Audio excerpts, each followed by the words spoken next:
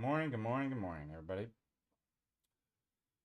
Welcome this Tuesday morning. Can you believe it's August 5th?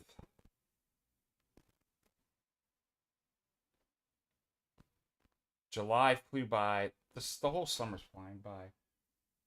It's amazing that I think I start back to the work the 21st. So I've been writing the syllabi and getting all the courses ready for the students to come back and get back to work. Um, and it is just been busy. Every day full of something. I will be away Thursday through Sunday. Our sister parish, St. Herman's, is having their feast day this Friday and Saturday. And so, one of my godsons is up there, and of course Father Panagiotis is up there, and a lot of us from here down in Helena and Butte area are going up for the celebrations. So obviously I will be gone and won't be doing any streams Thursday through Sunday. I'll be back Monday. What else is going on? Oh, yeah. The reason why yesterday we didn't do morning prayers. So I've been working with a parishioner who's a mechanic and handyman, and uh my lease is up on my Subaru Ascent, and love that car, by the way. And it's not a lesbo soccer mom car. Um, it's all black. It looks cool. It looks like, I don't know. It's a big SUV. It kind of looks like um a diplomat's car. Like I should have like diplomat flags flying on the. But it's a big car. It's got a big engine. I like it a lot. We'll probably get another one. But anyways, I'm doing a trade and I'm selling it back to Subaru. So I'm, was working last week on banging out dents and painting it, getting it all set up. And yesterday, one of the parishioners, he's back in the backwoods, pretty far back, about an hour from here. And we're just finishing up buffing some of the stuff. And it didn't take long. And then what happened is, when I was driving away, I locked because it's in the backwoods and there's several properties scattered out throughout the mountains, and so that's behind a locked gate. So when I go through, I lock the gate. I don't have the key, so the parishioner was like, "Make sure you lock the gate." Um, yeah, in Montana, everybody either has a big truck or a Subaru. It's just mountain, you know, uh, it's a mountain area. Like, so people ski and have all-wheel drive, and so like everybody has Subarus here or a big, 4x4.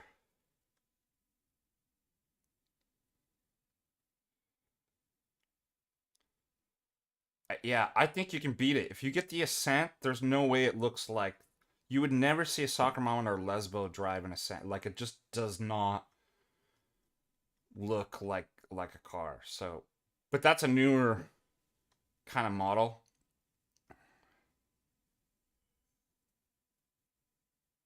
Also, yeah, I love Subarus. I had a WRX. Um, Loved that car. That was a fast. But obviously, being in Montana, that I need. I've got my, all my skis, my fishing equipment, hiking stuff. Like, I need a big SUV kind of to keep all that stuff.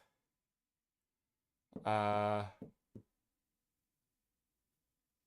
Anyways, the story.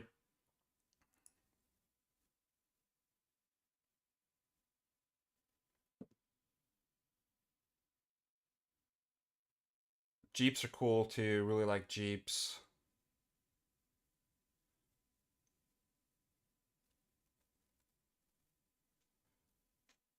Um, yeah, look at the. I'm gonna show you.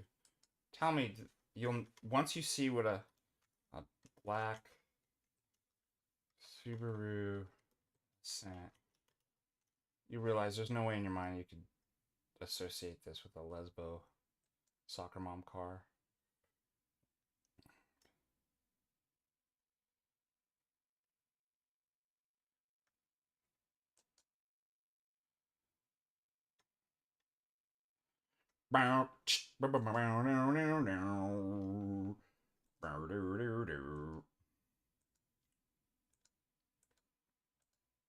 Window. Yeah, there's no way anybody in their right mind could say that looks like a lesbo.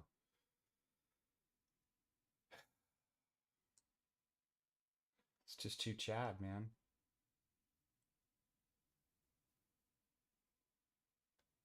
Especially black. You know what I mean? It looks rad.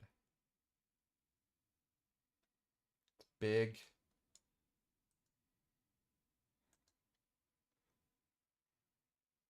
Look at that. That doesn't look like a lesbo car.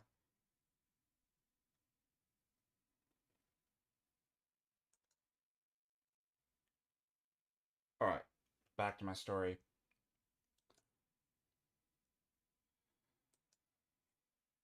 Oh, I got itchy eyes.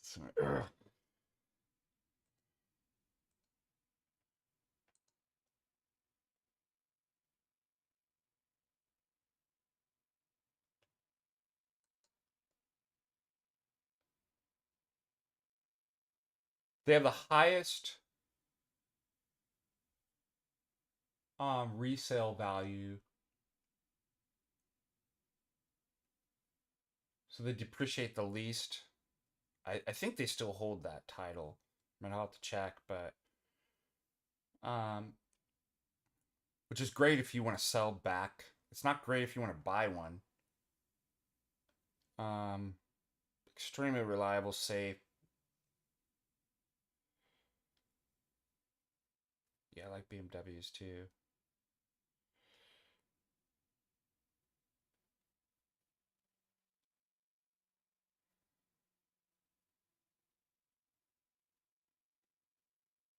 All right, so anyways,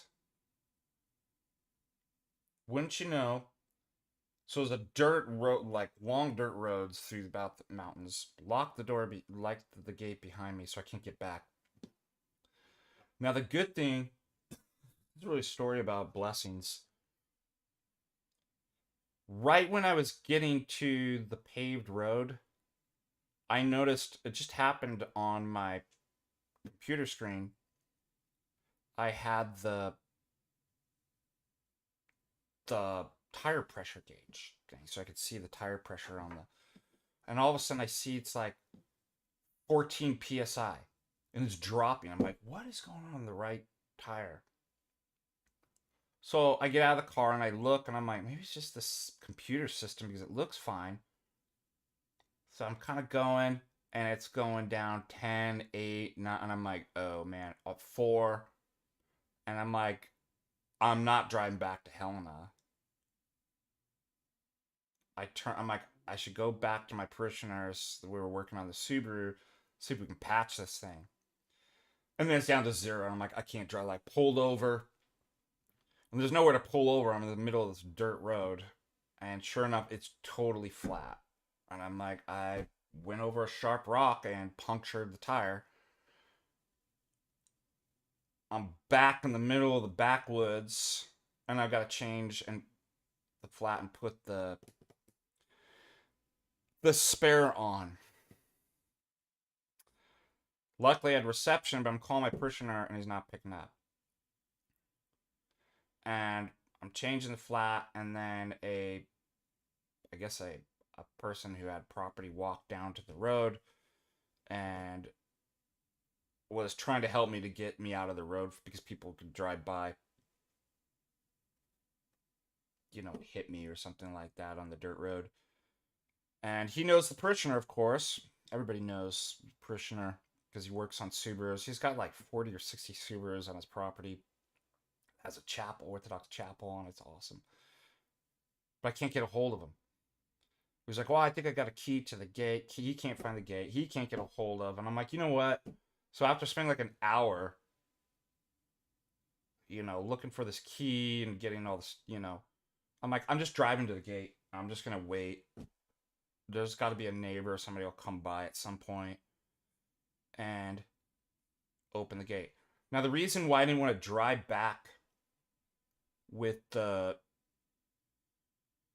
spare, first of all, you can't go over 55 miles per hour. So what am I going to do? I'm going to go to the tire shop,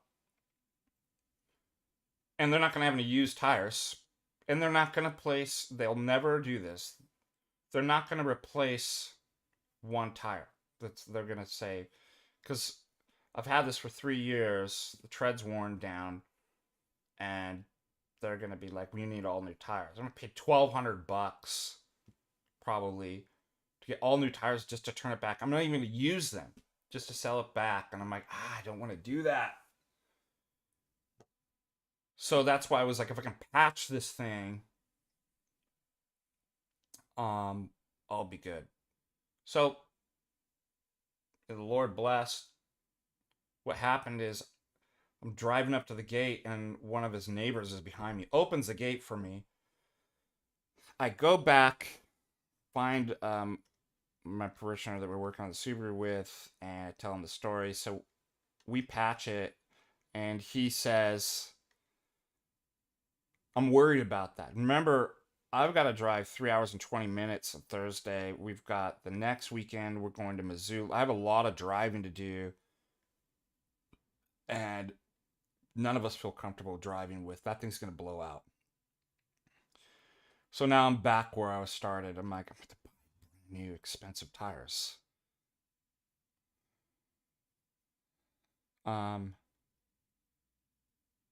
So turns out, now think about the very fact that it went flat before I got on the road is a blessing. The reason why is I would have been stuck on the highway, and that would have been worse.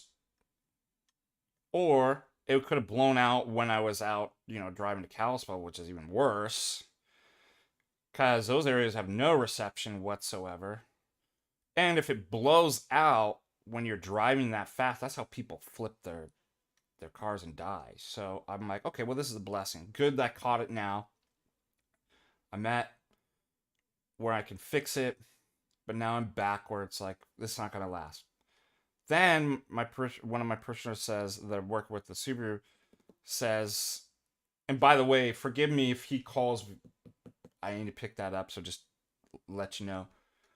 Well, I had a neighbor said another neighbor was trying to sell some tires. Now, because that's the largest of the Subarus, those are kind of a more rare tire. 19s, they're a big tire. They're not common. They're expensive and they're not common. Just turns out that this guy was actually trying to get rid of some brand new 19s that are exact size. And so, but he can't get a hold of it because it's through a neighbor who knows another neighbor. And so he said, well, I'm going to drive back to Helena.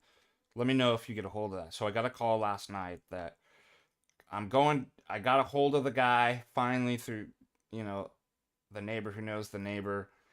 And he's going to pick those up this morning, probably right now. And then I get brand new tires for free. I'm just going to take it down to the tire shop and pay them to slap them on. So now I know I'm safe in my travels. It'll increase the value of the car on the trade-in. So isn't that a blessing?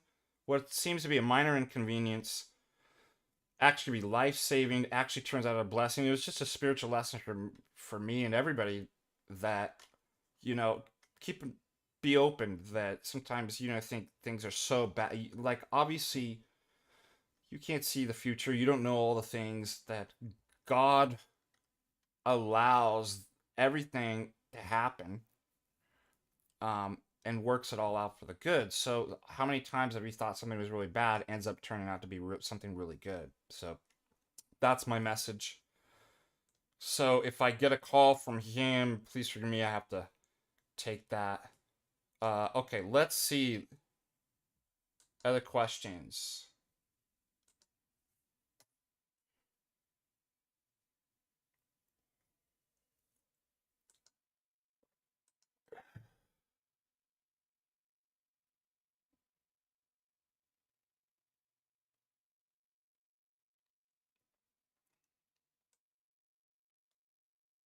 Omar asked a question about tag.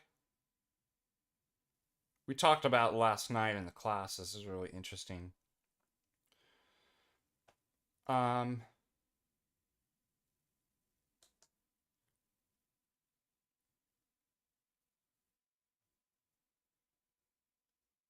These guys work so hard to get around the obvious. What if I deny the law of non-contradiction? Then you're an idiot. They're probably appealing to paraconsistent logic. And most people don't understand that. All that means is there might be certain situations and things that don't fit into the law of exclude the middle. That's all it means, and that there's a paraconsistent logic that could deal with third options or something like that. Doesn't mean in every instance this logic will apply to everything. And especially at the level, well, what about the argument he's making for the law of non-contradiction? I apply that, it's self-refuting. So it's... Furthermore, we were talking about you can make a transcendental argument from the existence of God from anything. So I can actually take any objection that anybody makes to tag and use that to actually prove tag. Isn't that great? So, yeah. That is your answer. There's no way out of it. Here we go.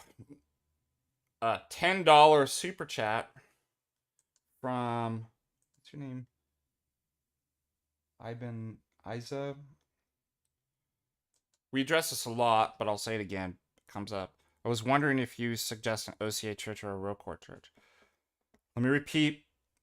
As laity, you should not be thinking in terms of jurisdictions. You are not baptized into a jurisdiction. You're baptized into the Orthodox Church. You'll inevitably be attending a parish that is a particular jurisdiction. Every jurisdiction has its problems. There's no base jurisdiction. You need to think in terms of locally, what's the best fit? Is the priest a good pastor? Does he provide good pastoral care? And is it a good community for you and your family? That's what... So you are not tied to a jurisdiction. You're free to leave if it doesn't work out.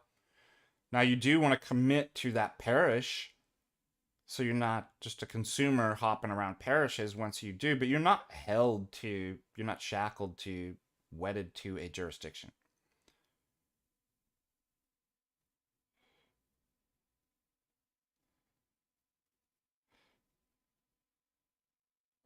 Well, I could go over Animal real quick. It's pretty easy. Tag to the Eastern Orthodox specifically is the reason why is because tag is not, first of all, there's no generic God. So there is no argument for the existence of God because God is not a rigid designate. It means different things. It's the term God is conditioned and refers to in light of a whole paradigm. Right? The rules of a religion, liturgical rules, and all those words condition the meaning of. So it's literally nonsensical to say there's an argument for the existence of God.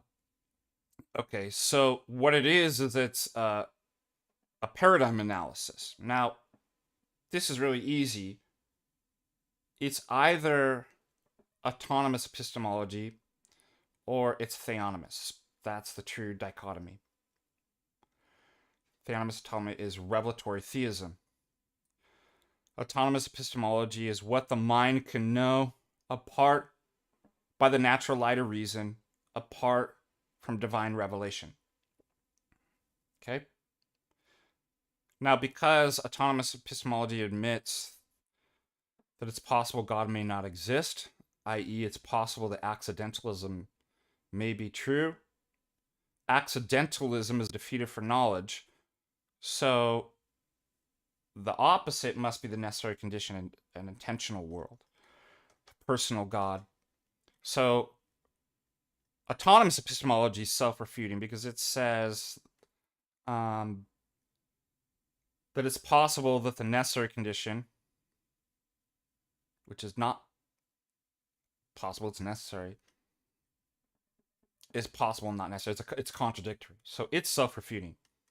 So therefore, it must be revelatory theism. So that's what you're looking for. Okay, and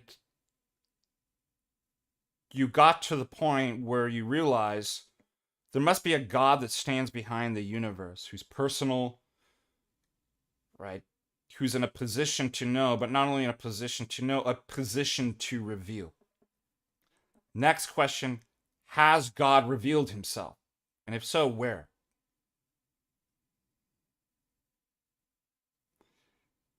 And what you do is basically, does the story in the quote-unquote public revelation of different faiths satisfy the conditions that we all want for knowledge? Well, what if it's systemically contradictory? We'll rule that out. What if that quote-unquote supposed revelatory theism makes knowledge impossible? Then it's not true.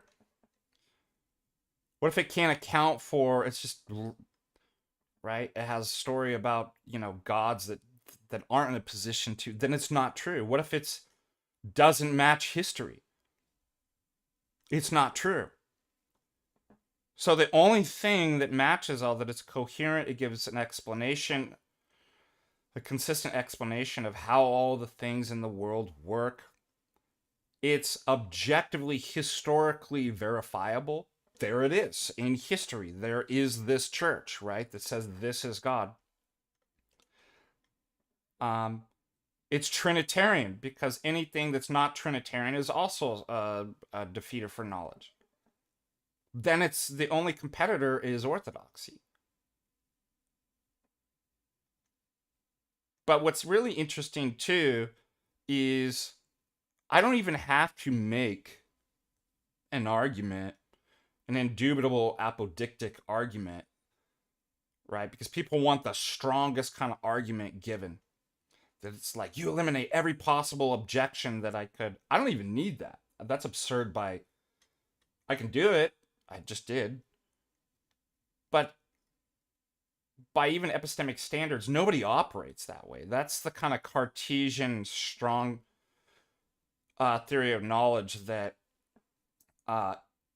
your justifications must be indubitable. If that's the case, you wouldn't know anything. Nothing would qualify as knowledge.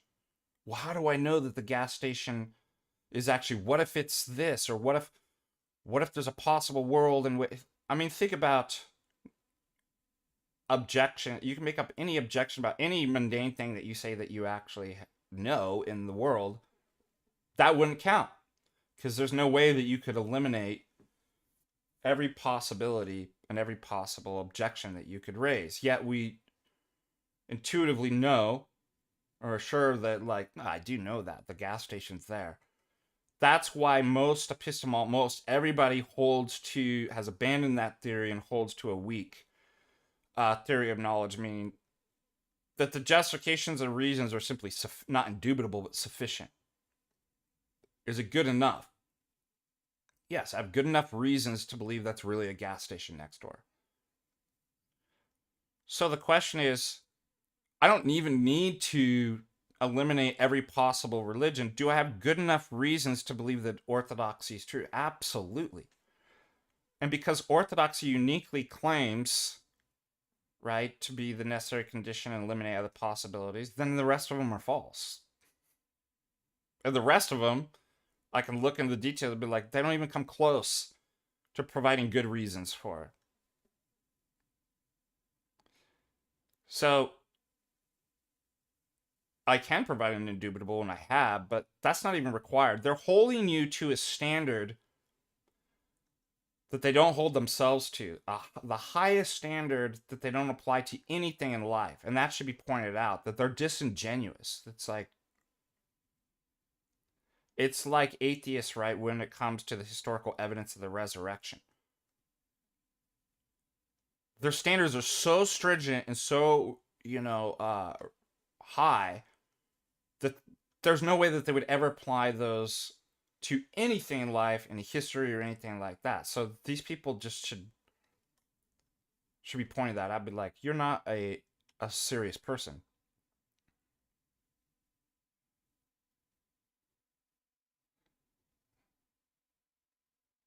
All right, other questions.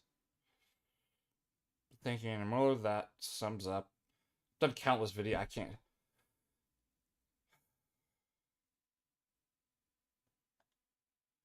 Well, just think about it. Do you have good enough reason? Do you have sufficient evidence, good enough reasons that orthodoxy is true? Yes, then you know orthodoxy is true. And if orthodoxy is true, then the rest aren't. That's...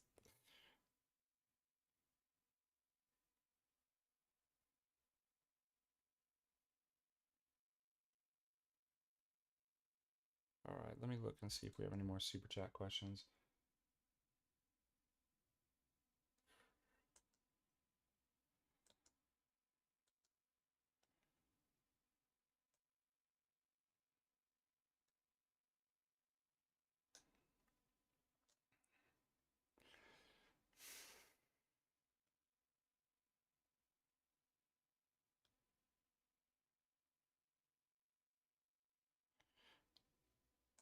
Why should the OCA be the main jurisdiction in North America? Because it has the name America in it?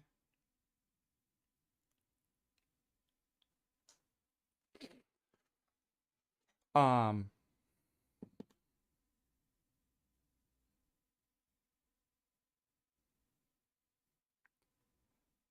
I would argue no. First of all, the OCA is not recognized as autocephalous by anybody other than Russia. Until just recently, the EP did, I think, about 3 years ago. So, wouldn't you want something that's recognized by all the patriarchal sees? Um, Also, the history of the OCA is quite complicated. How it was formed, the schism from Rokor, um, and how that worked. Uh, Also, because of issues both in America and geopolitics, it would be a very, very bad idea for all of us to consolidate into one, at this point in time, into one main jurisdiction in the United States. Like it would be, um, you know, jurisdictions have already been infiltrated. It's good that we're decentralized. And that's kind of a checks and balance to kind of geopolitical and State Department infiltration, but also liberal agendas and stuff that kind of come in or pushed in. You would have no recourse against. You would get a fake and gray church, a CIA sponsored, State Department run church. If you, so we're not at the point where we could, do. We should never force something like that, but we're not at a point to do. And there is, some history behind the OCA that,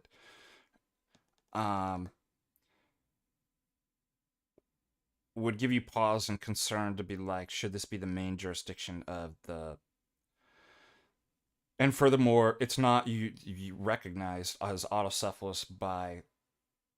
Their only legitimacy is when, after they schismed from Rokor, that the Moscow Patriarch granted autocephalous. So they're a legitimate church. Like, I'm not saying that. It's just it's not at the maturity level or of being universally recognized by. And in light of that, I would say absolutely not, and other reasons. Des, that Ken G, $5. Why must Orthodox view the Trinity exist philosophically? I think I understand your question.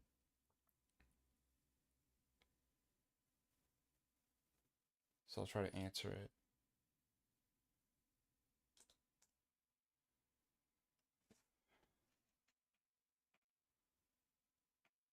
Um, so I did a whole stream on unpacking the etymology and meaning of personhood. Now, why God is personal? Now, first of all, we could just go back to and conclude that. Now, there's two ways to go. First of all, we're not making a philosophical argument as if there's something independent by which you prove the Trinity. The Trinity, God has revealed his Trinity. So that's the whole argument is actually what's revealed. So that's why there can't be a God that's not Trinity, because that's actually what's revealed. Why is it necessary philosophically? Well, first of all, I had made it. We can make arguments, but there's no argument that stands by. Like, philosophy doesn't stand on its own. Like, in other words, there's reasons. It's because the impossibility of the contrary. So think about this. When we say,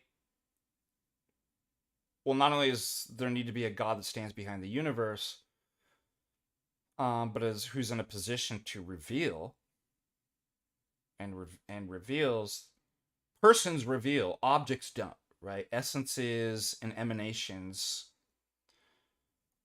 all these things are predicated of persons. Persons act and reveal. That's why with the Garrity interview, it's not what is God, but is God Lord. Lord is personal. Lord is one that can interact and reveal to you the necessary conditions for knowledge. Furthermore, I've made an argument that between the two, there's no proportion. Between infinite, uncircumscribable, transcendent, unknowable being, i.e., God, who's actually above being, there's no proportion. They're incommensurate, literally opposite categories: finite, circumscribed, created being. So how do I relate the two? And I need a relation. If this is God is necessary conditions, then how do I relate to those? If they're in opposite categories. This comes up in mathematics, in philosophy. If you have antithetical categories that you can't relate them causally, epistemically, anything, right? So we need a mean proportion. The mean proportion is that God's a person. Persons relate to persons. So that relates the two. Okay, but person, as I went in through the etymology of the word, implies a relation to another person.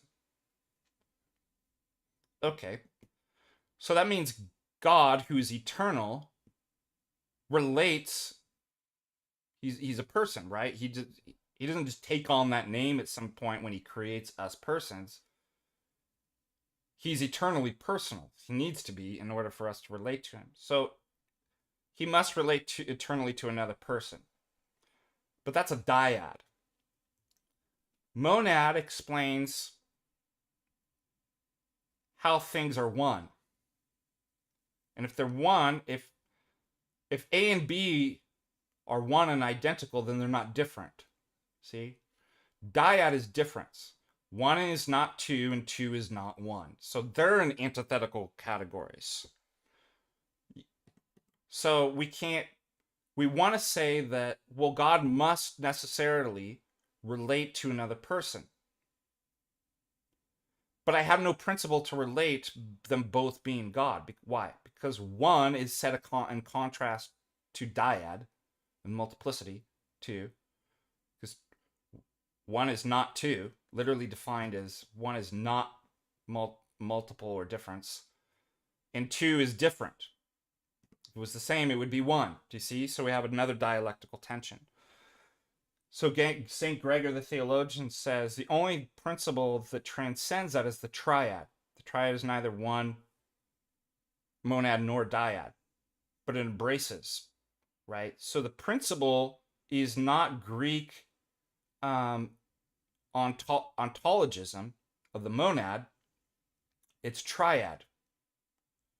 And every other 4, 5, 6 is just a repeat. It's superfluous. It reduces either to a principle monad, dyad, or triad. So therefore, God must be triad in order for. That's basically the argument. But the other argument is because that's what God is, and that's what He's revealed Himself. So there is no separate argument or philosophy or standard behind God that He must be Trinity that you prove Him by. Trinity is the principle of everything, and that's what's revealed. There's different arguments that. So no, you can't have a Unitarian God. You can't have a quadrinity. You can't have a dyad. Those are just logically impossible.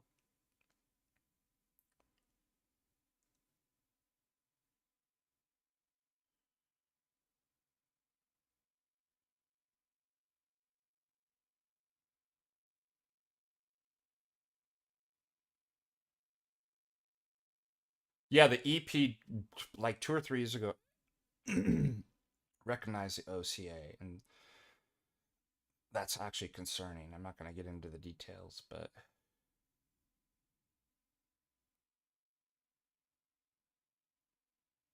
um, but no, most jurisdictions do not. That's the controversy.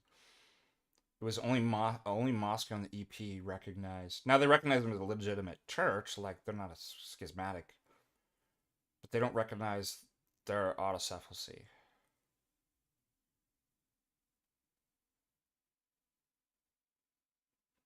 Yeah, and think about too, father father imply you can't be father without son, right? And if God is eternal, so he has like he has that's why personhood, right? You can't have uh a person be a monad. And I went in through the etymology of personhood and personality and all this stuff, and you'll just see the regular usage actually just logically implies a relation to the other person. And you can see that uh, most evidently in the relation of father and to son. You can't be father without son. Son can't be son without father. And we could go through other ones. Also, you'll see that through the impossibility of the contrary, reductio, equating personhood with essence. Well, person is just a concretized, individualized essence of a rational nature, leads to every single heresy. So that's the only other way to go around. Be like, well, why can't you just have a single person? Well, that'd be true if um, personhood was just kind of almost an Aristotelian sense, and all philosophers actually almost have this unfortunate understanding of personhood as just a concrete, individualized instance of a rational essence. To like, congratulations, you go that way. Like you're gonna end it, like every single heresy ends up assuming that. So it's a reductio that it's like, well, obviously personhood does have to imply uh, intrinsically a relation to another person. Ryan, good to see you, buddy. All right, well, I'm going through some more questions.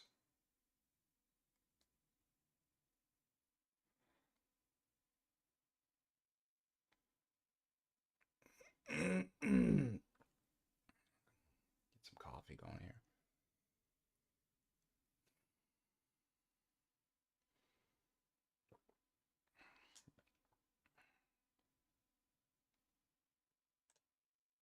No, stop thinking about jurisdictions.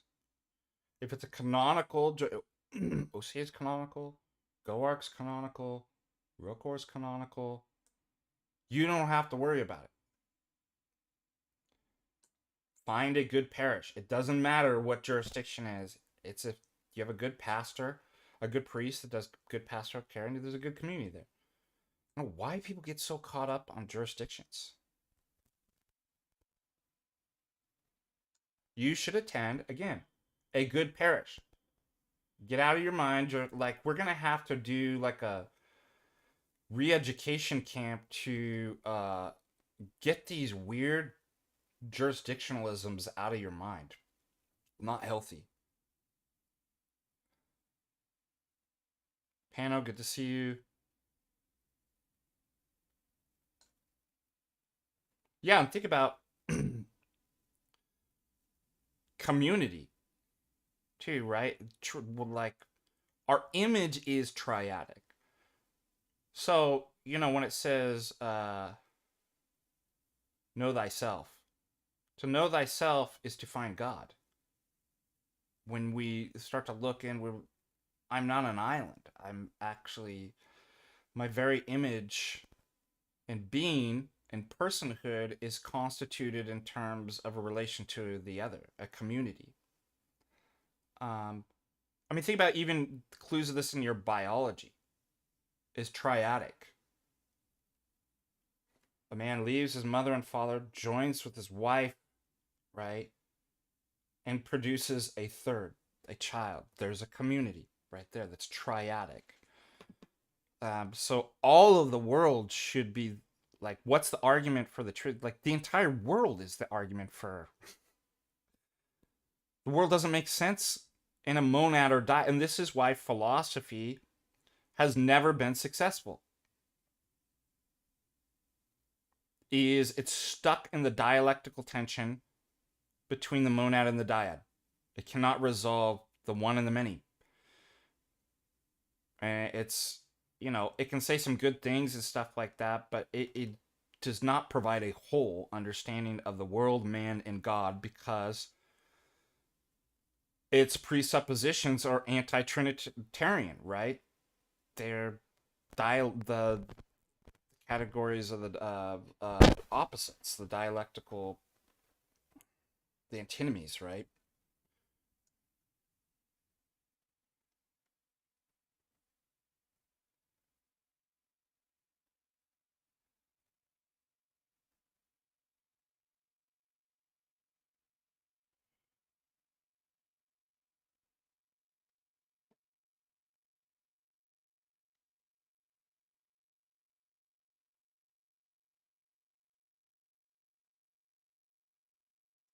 Snow cookies, $5.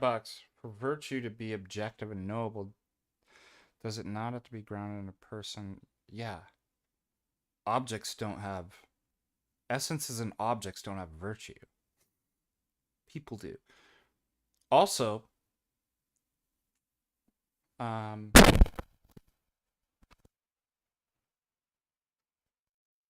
virtue, you're not born with virtues.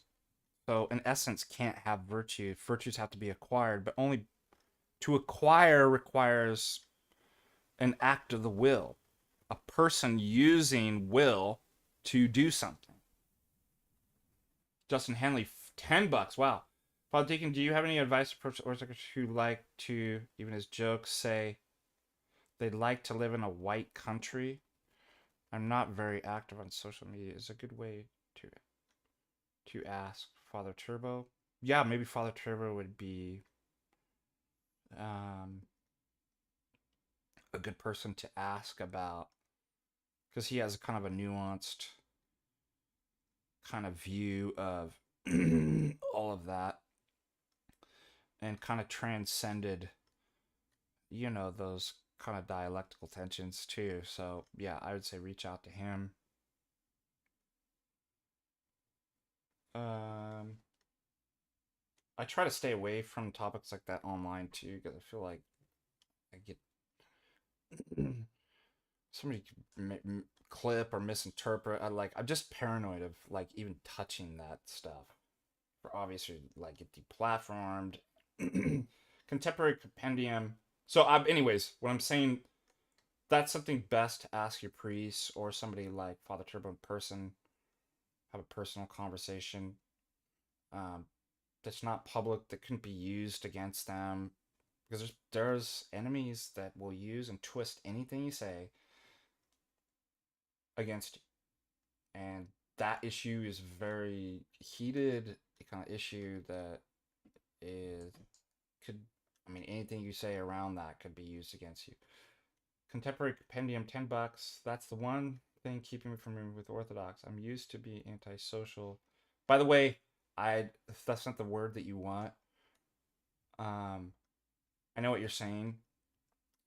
Um, I think the word is asocial. Antisocial, being antisocial is sociopathy. I don't think you're saying you're a sociopath. And solitary, from what I hear, the church community is very important. Freaks me out. Well, the question is what Christ asks. Do you want to be healed? We come in freaked out about a lot of things that we're uncomfortable with. The question is, do you want to be made better? Because that's not a good place to. You will. I talked about this in my stream. Isolation. You unravel. You're excommunicated. It's a type of excommunication. You're outside the community, and you will lose your being and your personhood. You will unravel into nothingness. And so that's where you're at right now, and you have to, it's scary and uncomfortable to go into the hospital and have a surgery. Even when I went in to get when I broke my ankle in 3 spots, I had to go into surgery. Wasn't looking forward to it. It was an uncomfortable. I might have to be put under, and I'm thinking about the details of what they're gonna be doing. And I'm like, it's gnarly. Oh yeah, man, it's gnarly. I'm like, I prefer not to do, but I had to ask myself, do I want to be healed? And I had to man up, and that is a manly virtue to be like, it doesn't matter what I feel. The job has to be done. I need to be healed. I'm gonna push through. So you can put in that to be like, it's cowardice and effeminate for a man to shrink from his duties because he feels uncomfortable. He's out of his. It's a manly virtue to be like, it doesn't matter what I feel. I've got to do it. I got to go and get the surgery done.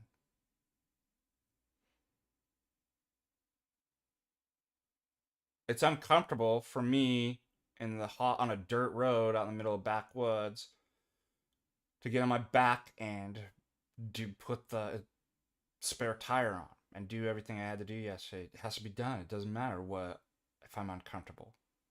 I have to push through. So the question is, do you want to become better? Do you want to unravel your being and lose yourself into nothingness, into death? Or do you want to be healed and reconstituted? If so, then the church has a program, and they'll meet you where you're at. They're not going to push you, right? There's small steps into, but you just got to tell yourself that this is cowardice, it's effeminate, and it's no place, like, it's not what a man's supposed to be. And so I got to man up and face my fears and uncomfort because I want to be healed and I want to be my being reconstituted in terms of communion. Cody Weiss, $20. Wow. Inquire into Orthodoxy here. Your wife and I are Protestant. I'm trying to reconcile the truth of Orthodoxy with the tangible good I see in my church and the people who have changed for the better. I don't know how to translate that to my wife. That's really hard.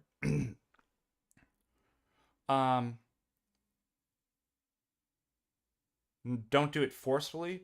You want kind of natural kind of conversations about exactly what you're saying. That the systematic theology is all secondary. It's is it I had a dream about this last night. Now I'm thinking about I was discussing something with somebody in a dream last night. The practicality of orthodoxy. If you work the steps, if you work the program, look what it produces. Right? And you just got to, in a non-confrontational and a natural kind of way, expose her to look what the sort of person this church produces. Because when you see the saints, you see those who have acquired holiness through the church, everybody, almost everybody, unless, you're way out there, and I know your wife isn't, will respond to that and be like, that's something good in that. I want. Then that opens up the conversation. Be like, well, that makes. Why do we have the theology we do? Because it works, right? It's then the theology could be explained.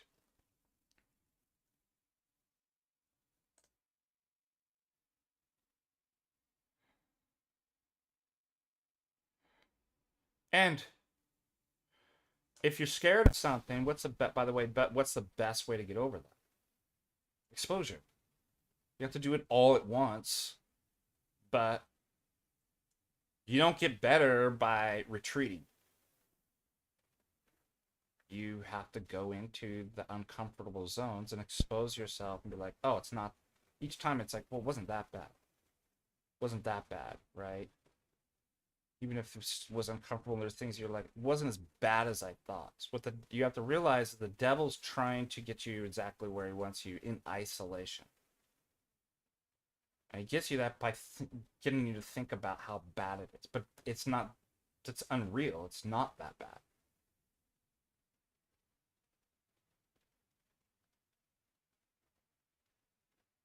And so he gets you in your head, in your thoughts, and spiraling into something that's just does not correspond to reality whatsoever.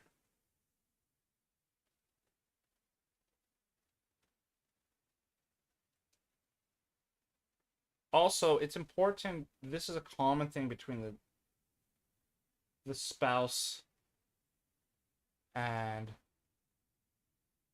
the other person that's found orthodoxy. Not most cases, they're not at the same time on the same page.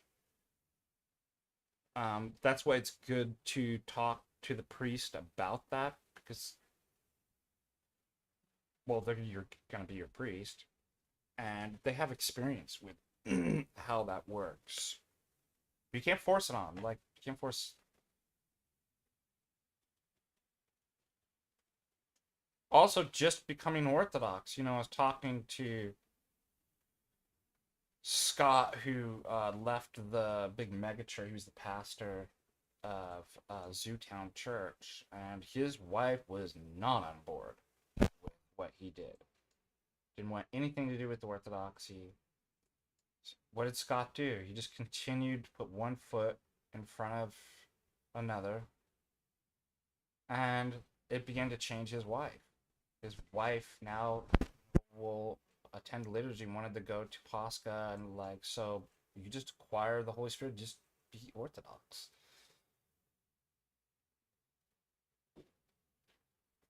Yeah, it's hard for me to relate because, well, when I was in I was inquiring to Orthodox about 14 years before we converted, but not super serious and intense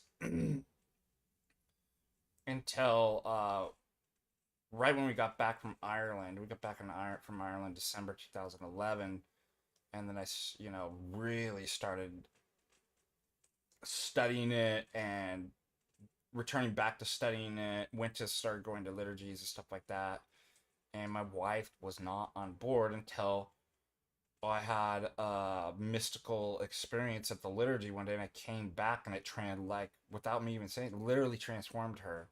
The energies of the Lord were literally still on me from the liturgy and the mystical experience, that I didn't even have to really say anything other than I loved her, and she was on board and was like, "We're convert." I didn't even make my mind up that we're converting. So that's kind of a very rare and unique experience that we both at the same time said, "Yeah, let's go to."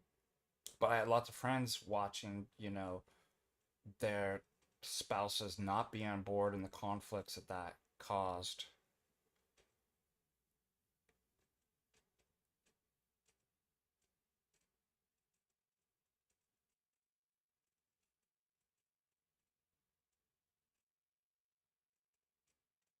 And just realize they're distractions from your own like, don't worry about it. Have no fear, trust God. Just do what you got to do. Go to church, acquire the Holy Spirit, keep working, and just realize those are distractions. I'm not going to think about it. First things first, the kingdom first, and the rest will be added to you. And you'll find that you'll have peace. Follow the road that leads to peace. If it if your thoughts cause anxiety and fear, they're from the devil. But like, and you need to stop thinking about them.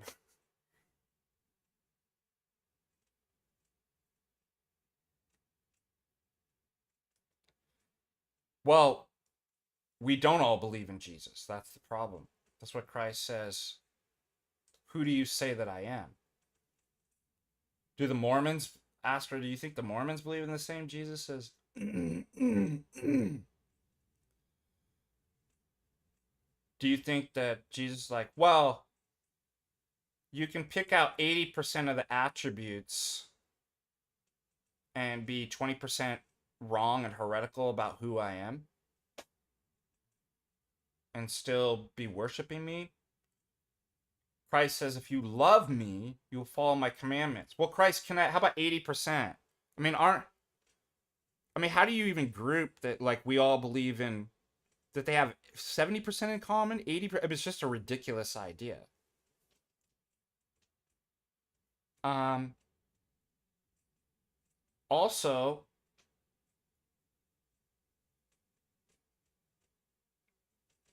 we meet Christ in the Eucharist.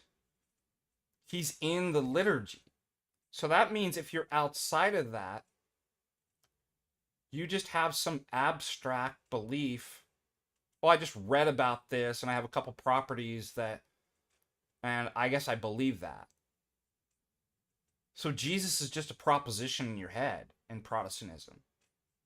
They don't have the Eucharist, like, they don't meet Christ they don't have a relationship. They have a relationship with their own ideas. They're phantasms about the person of God. Like, like, why would you want that? Is Christ, are there many Christs? That's what she's basically saying. Oh, there's many Christs. You can just pick, it's such an American consumerist. You can just pick whatever version you want. I like this one. I like the iconoclast anti Theotokos Christ. That's not the there's one Christ means there's one church because the church is his body.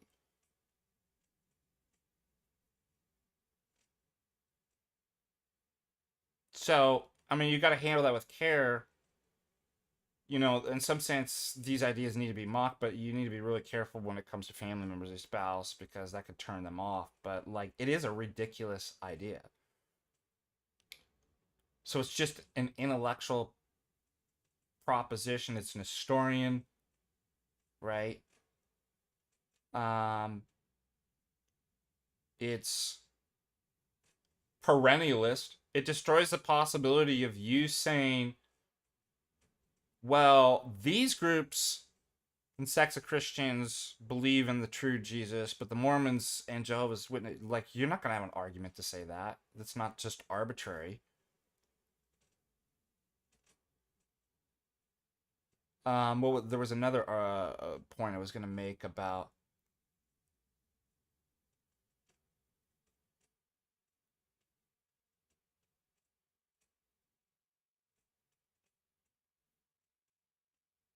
But yeah, historically, there's not a one, like, it's not an American consumerist. There's actually a visible institution that Christ established. Like, that's just historically undeniable. And those that are outside of that, doesn't matter what they believe about, are not part, don't worship Christ. They're not part of the body of Christ. And it's just anarchical. Like, if there isn't one church, then how do you know? Do you see? All of this is like similar to occultism. What is occultism and sorcery? Dissolution of boundaries. Oh, it's all, we don't know. There's not one truth. It's all just truth, right? We can't tell anything at that point.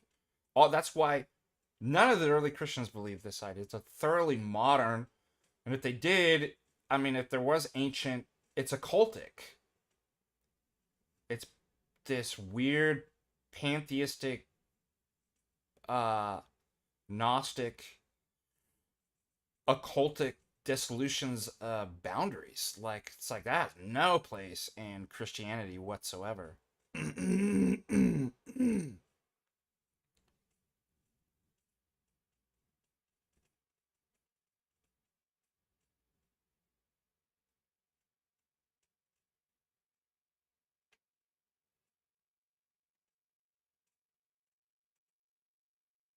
I can't remember the other point I was going to make, but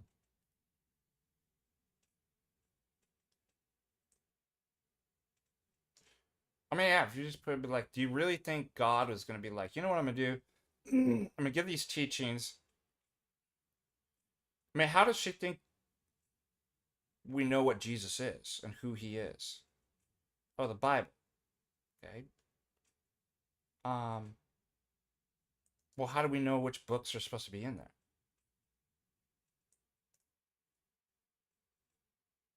Why aren't there other books, and why can't we just pick and choose? And furthermore, what do we do about Christians for the first 600 to 800 years? Most of them can read. Um, how would you know who Jesus is? The church. Multiple competing. Oh, well, what? So what does God do? Well, I'm not going to leave my writings for anybody to be able to read or know what ones are included and what's not for 600 to 800 years. Um, there's just going to be American consumerist companies called churches that all can just kind of compete and make up their own stuff. There's no way to legally settle this, right? I'm just going to leave everybody in legal and ecclesial anarchy. Do you really think that's a God that we worship? Do you think God's going to be like, well, it's fine as long as you get 80%, even if I'm fine with 80% of my teachings, and you could be 20% heretic? I mean, that's what the Protestant idea is. Like, there's no 100% truth. It's like, that's your God. He's not omnipotent. Well, see, we're not worshiping the same Jesus. Like, despite man's limitations, can God reveal the whole? Or is it just, and by the way, it really is perennialist. It's like John Hick's perennialism of we're all just blind. Okay? And limit. We're just fallible humans. And God's like an elephant, you see, and one person is touching the tail and describing God this way, and one's describing he's like a trunk of his like, and but nobody has the full truth, right? Because man's blind. And do you see that this Protestantism is thoroughly anti-Christian and perennialistic? Oh, it's just so offensive to say that the whole elephant could be presented. The God could present the fullness of his revelation to mankind so that you could actually know. But like, there it is, and there it isn't. So you don't have a omnipotent, omnibenevolent, omniscient God. Like, so if that's one way. Like, you want to go and worship some weird uh perennialist Gnostic God, like what do I say? Like,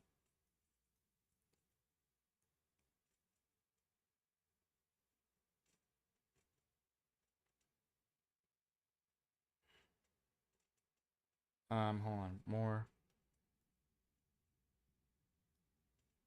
Yeah, Michelle will pray for it. I've heard stories it takes a long time.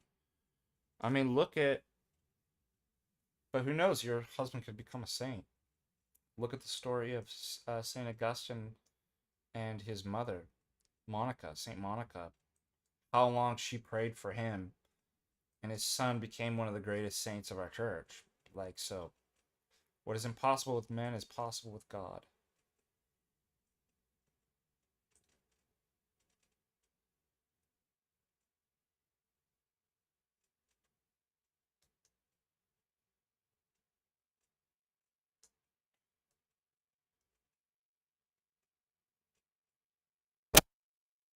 And actually, the struggles, nobody will get better from an easy life.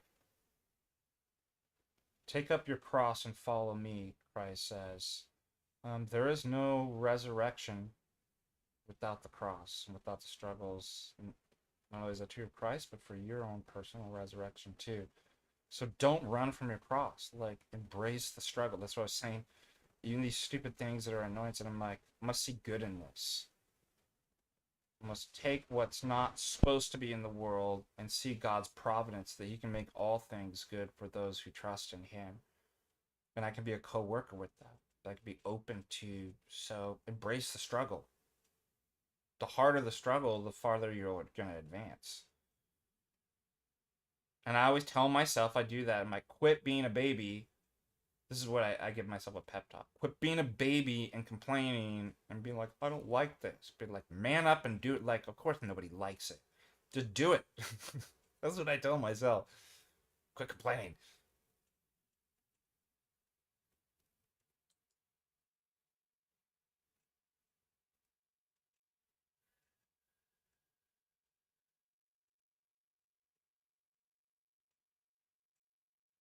All right, other questions.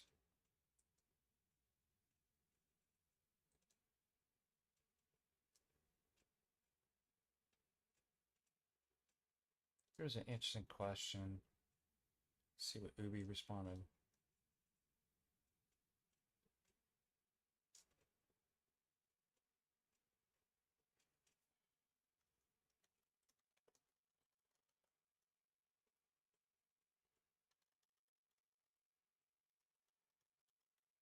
This is a really interesting question.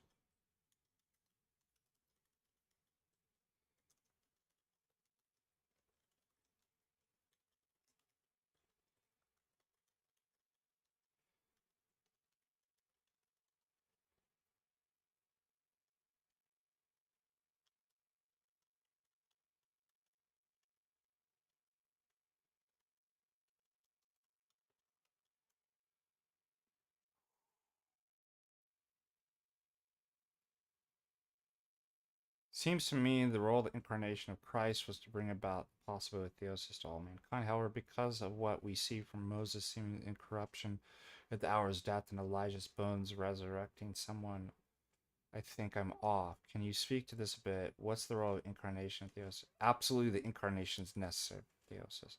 Uh, I don't think, I was telling Ubi right now, I don't think there's any definitive teaching I haven't heard that uh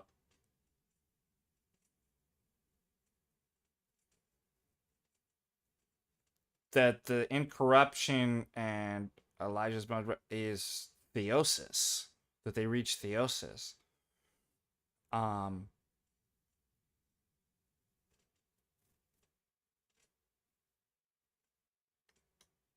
if there is, if they did, remember theosis in terms of acquiring the virtues.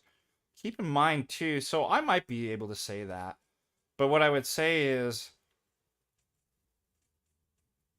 there, what happened to Moses and Elijah is not possible without the incarnation. Is the incarnation restricted to time? It's a it's a coming into and breaking into the world, kairos, the kingdom, at a particular chronological time, but the effects of that of the incarnation and the union transcend all of time. How do you think the otherwise how would the prophets and patriarchs of old be saved? That's what. But certainly God was present in his energies. Like I'm sure that's going on with like the incorruptibility and Elijah's bones resurrected. Like obviously those are the divine energies. Good question though. So, anyways, I thought I'd bring that up. Bring it up.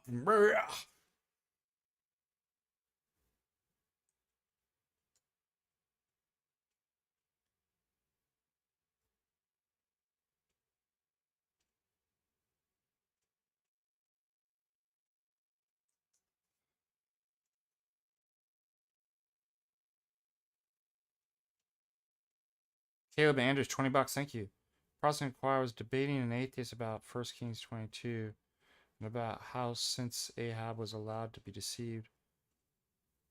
I have to look that up.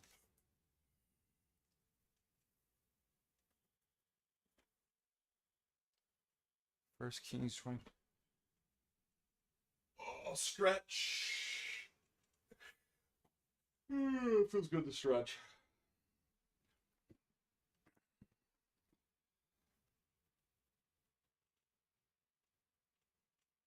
Yeah. Thank you, Ryan.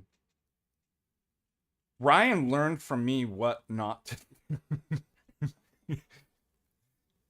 My dear friend Ryan, like, you did Orthodoxy and you did it well. Like, I was, and I'm glad that you could see my mistakes when I first came in. Like, well, I'll just argue everybody into the Orthodoxy using logic. I mean, who could resist the strength of my logical argument? Just give them the logic. All right. First Kings.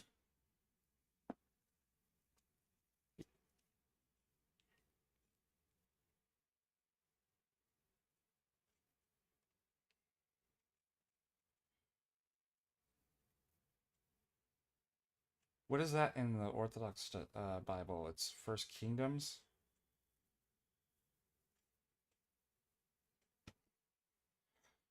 I'm not gonna be able to find it in my.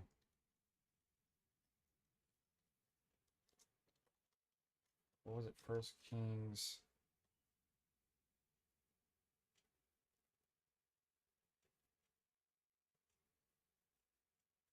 Oh, it's Third Kingdoms. Third Kingdoms.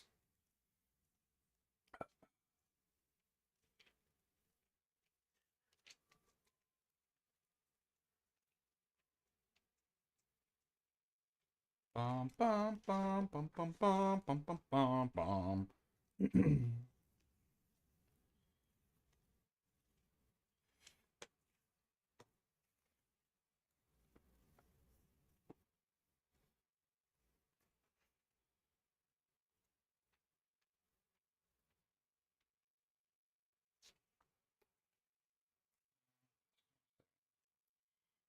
Find it.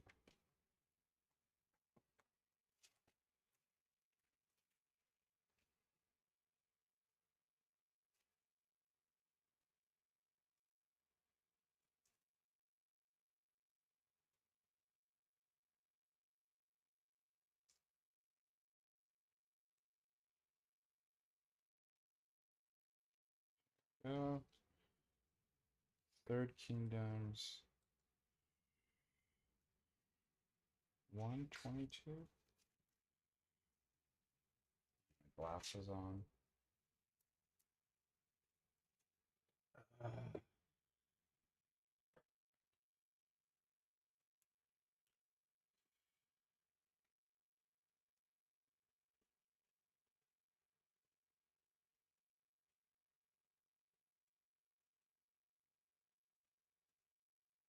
So what's the question exactly?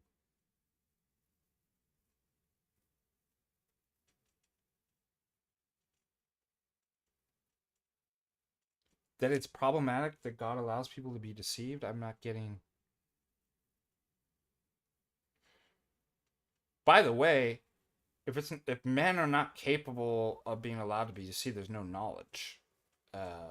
It was something we're going over in class with the free will defense of to be rational is the ability to um uh intellectual and moral responsibility.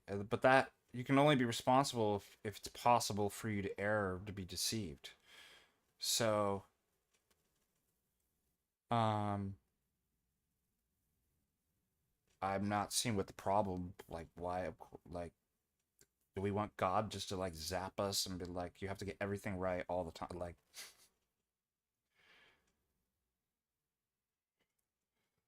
um,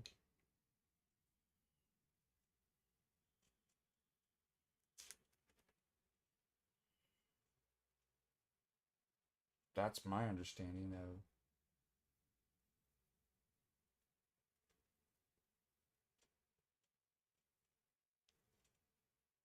I wonder if that's even the same path because, yeah, I don't get it. Like, anyways, I tried to my best.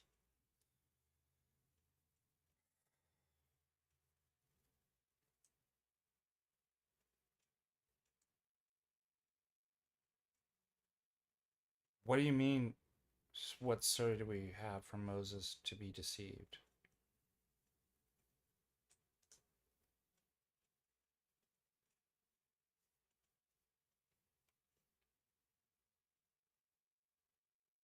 Well, there's just philosophical certitude that like it's impossible to be deceived. There's no, first of all, there's no morality and there's no rationality. Like it doesn't. It's a weird question. This atheist, maybe because he's not rational. He can't understand how rational. All the shocker.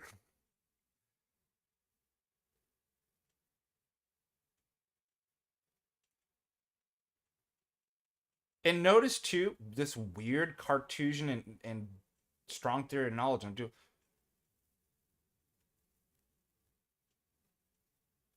I would say because the opposite is if you're not capable of being deceived, you can't know anything.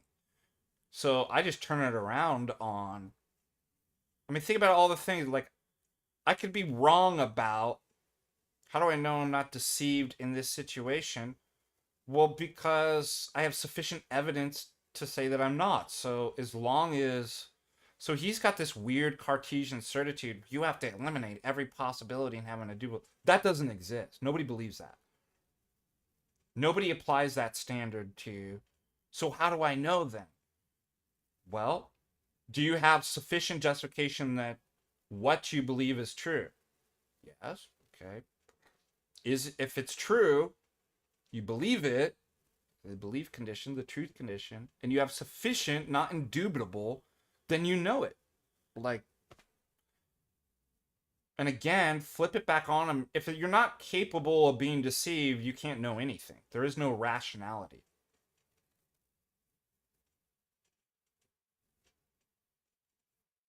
Yes, and there are rubrics of how. One of them is you don't rely on subjective experiences. You look at objective evidence and facts, and don't just rely on your feeling. That's one way. Like there's a whole host of ways that just generally, how do I determine in life, just even a mundane stuff, that I'm not deceived? Like, why is this hard for these people? They've got themselves so twisted up in their head that it's total. It sounds like insanity to me. It's like, and they believe this like. Well, I'll tell you first how you don't say leave atheism. There's your problem. You believe in a system that's making you mentally retarded and totally confused. And virtue. That's another. We have a virtue epistemology. When you start acquiring virtues, the virtuous have a better ability not to be deceived than those who have vices. You can see stuff better. Like, you can see, be like, yeah. You don't rely completely on your own understanding because you're not a megalomaniac, egotistical, right? You start looking at objective evidence and testimony and stuff like that. You don't rely on your own you rely on your own understanding. Like, that's how you, those are ways you're not deceived.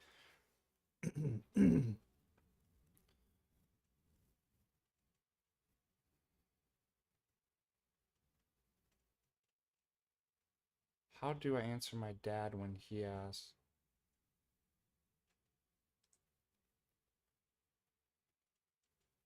what good is it to go to church if people come out sinning?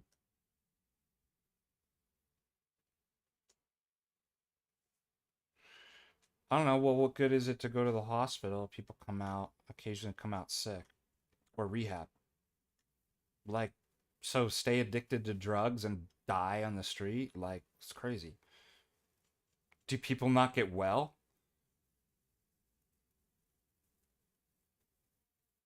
So your dad's saying everybody just kill themselves. Everybody just die. Like, what a kind of philosophy is that? I've seen people still come out sick out of the hospital or not recover from rehab, so everybody should just shoot up heroin, kill themselves, and blow their brains out. Like, all right, I I increased the volume to 180%.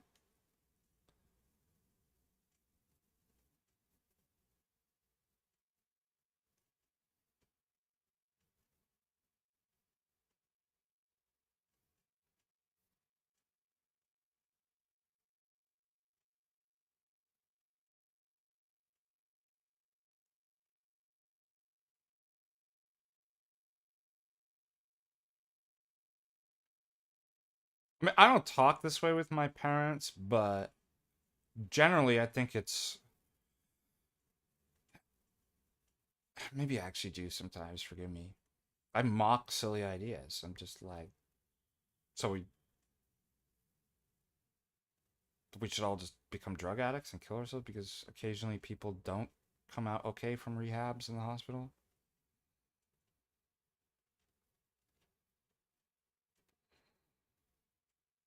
Does it work? Do we have saints? We have so many of them.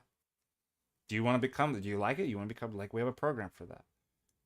But you could work the steps and not want it, not want to be healed. You will not, just like a rehab. If it's a court ordered rehab and you're like, I don't even want to be here, don't what? Yeah, it's boomer brain. Boomer brain rot. I mean, like you'd be like, Dad, that's boomer brain rot. Ain't nobody got time for that, Dad. And why does that have to be an all or nothing? Of course, we're all sinning. Question is, are people getting better? Well, if it's not immediate and like, and you become God immediately in the baptismal waters and never said like, then it's not like, what kind of ridiculous idea is that?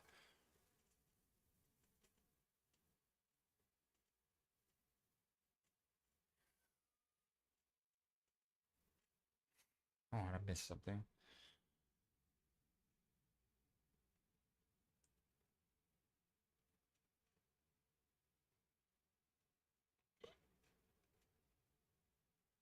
Did it get deleted? I saw something I wanted to read.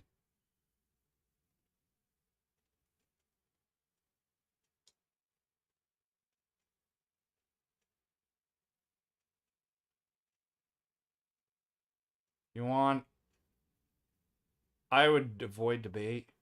Yeah, just send them our way. Um, I generally don't recommend people go into debate.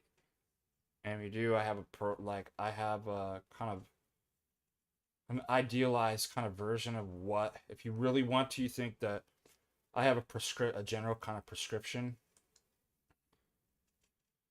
Um, I would say that it'd be really important and absolutely beneficial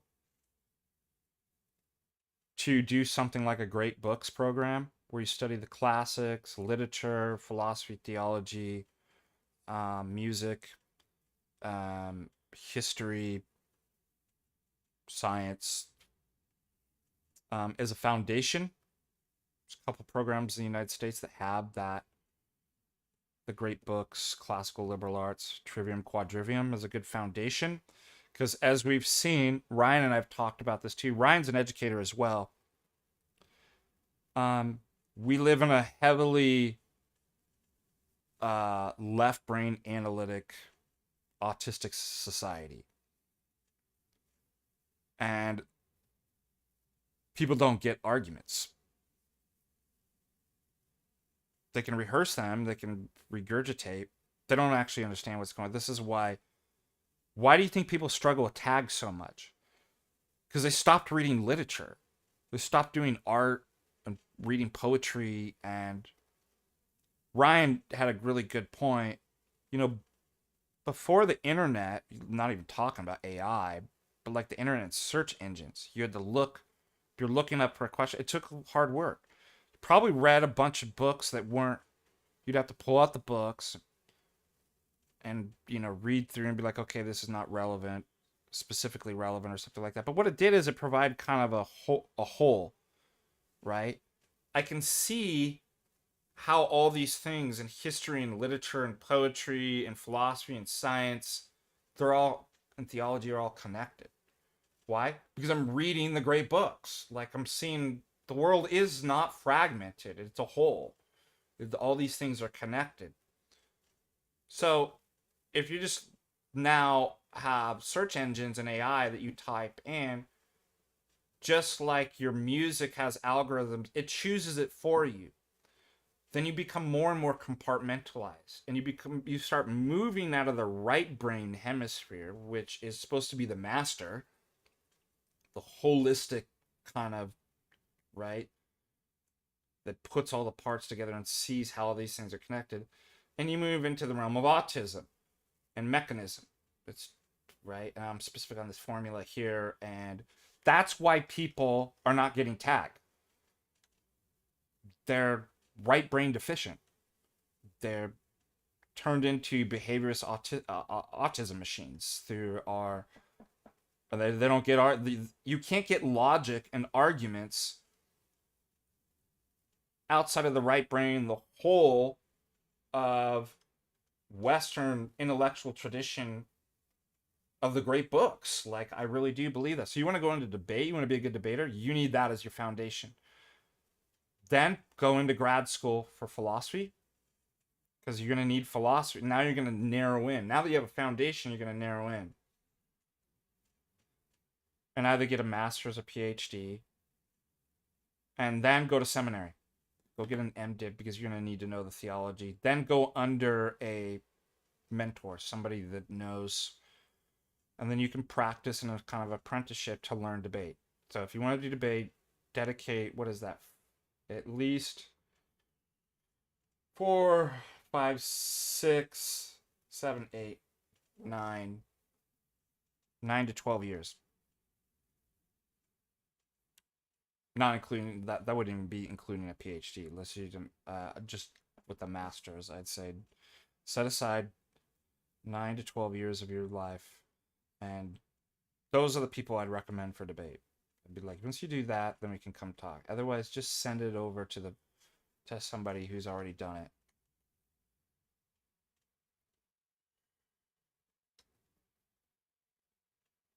Yeah, salvation's a lifelong process.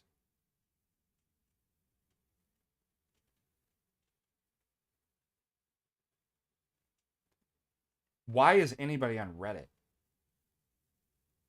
I cannot understand why people get onto Reddit unless you're looking up like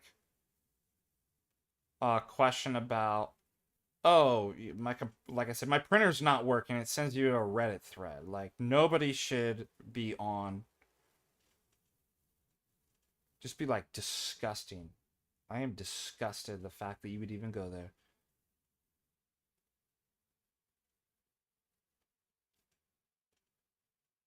Yeah, well, think about how the difference between debate and defending. Somebody asks you a question. So one is you're actively going out, right? First of all, I think also those debates should have a blessing, ecclesial, episcopal blessing, because you're representing orthodoxy, whether you like it or not. There's nobody who's Orthodox to be like, I'm not representing Orthodox. That's not true. Everybody is. You can't use that. It's not allowed. What are you gonna do? Like, if you can't, you can lead a horse to the water, but you can't get him to drink. Like, if he's not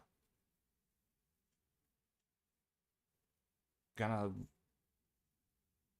I don't know what your relationship with that like, but Ryan's right. Like, it's best not to argue with and debate things with your parents.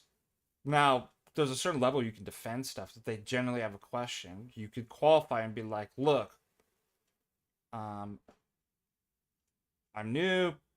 I don't have a blessing to teach or debate these issues.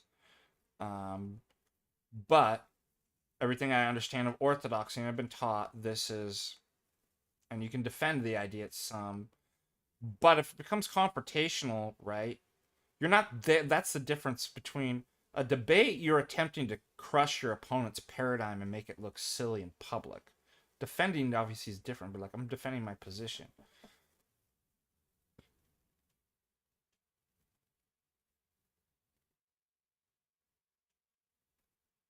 But I don't know. Like, do you have a relationship with your father that you could mock, make fun of the fact that he's on Reddit and he can't listen to, or would that be a problem? Like, so I can't really, without knowing you guys personally, know how to actually answer that. But more than likely, it's not a good idea. I would. And your parents have like, your parents are never gonna listen to you. Your parents, the dynamic is they're always teacher.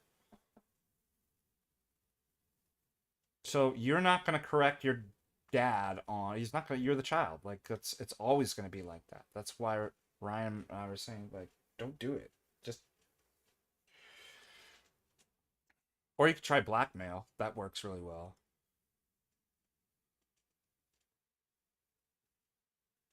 Yeah, see what I mean? That's the only silver lining. Reddit is these weird issues with diagnosing like PC problems and stuff like. Seriously, I just don't understand how people even get on that.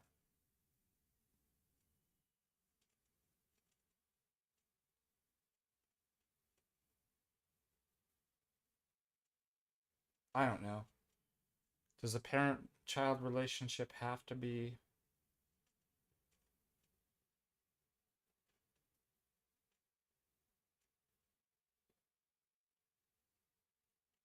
No, I mean,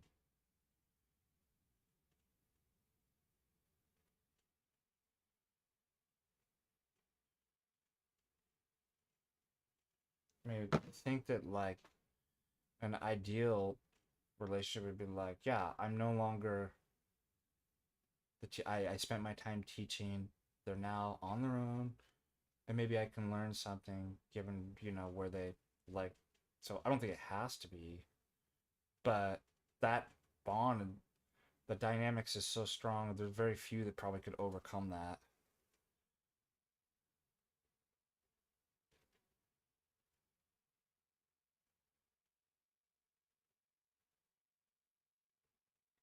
All right, moving on.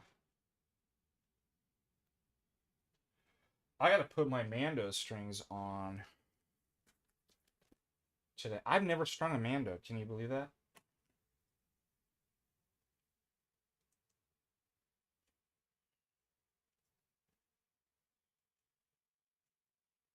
Oh no.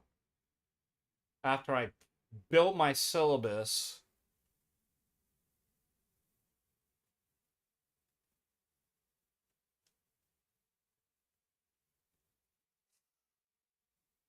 I get an email saying, so you have to add these things.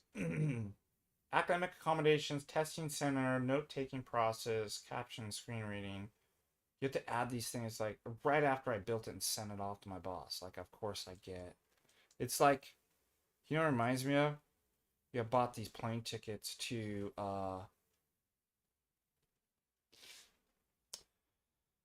Florida for the conference in November that we're doing on Athens and Jerusalem.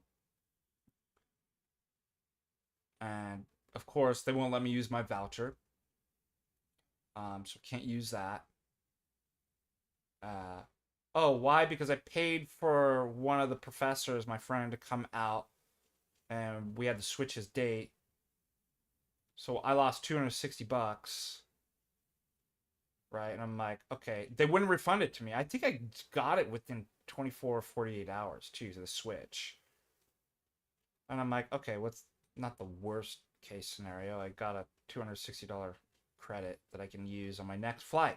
Then I try to use it. Oh, you can't use that because you weren't the person that fly. And I'm like, it's my money. I want it back. No, well, that's not how it works. So that's out. There's like United Airlines will just rob you, dude. Like, I'm like, after being such a great customer, this is how you treat me. Um, then I'm like, whatever, just gotta, just money. Buy the plane ticket. 2 days later, oh, because my birthday's is in August.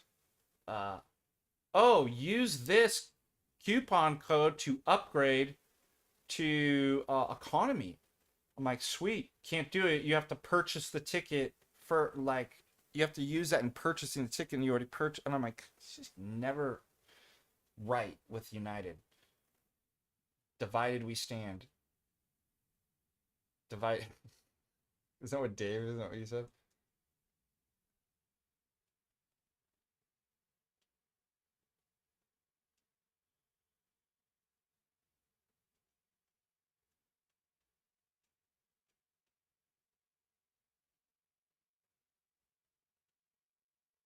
Um. Anyways, why did I say that? It reminds me of. Can't. I lost my train of thought. Reminded me of something I was saying right before that.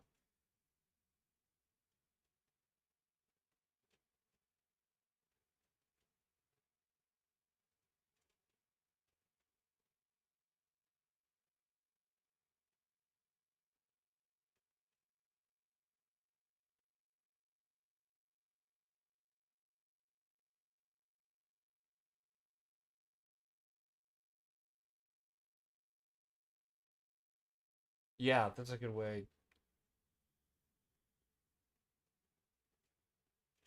Mandolin, not Mandalorian. August 15th, the Dormition on the new calendar. Isn't that awesome? Yeah, it was interesting. We were doing the Serb Fest this Saturday, and Father Russell were talking about iconography. We did like 3 tours back to back, like an hour and a half tour.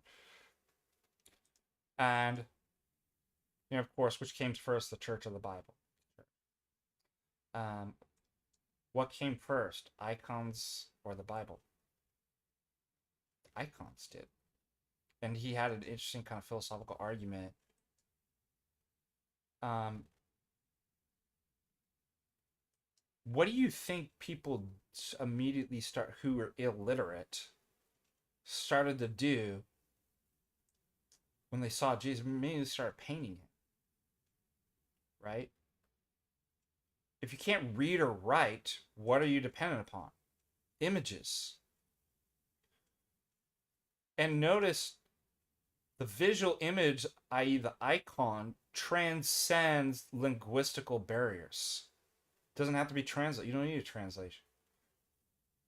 He goes through the different icons in the church, the baptism, the nativity, right? The crucifixion, the resurrection. It goes through and be like, I just went through in less than 5 minutes the whole history of the Bible through images.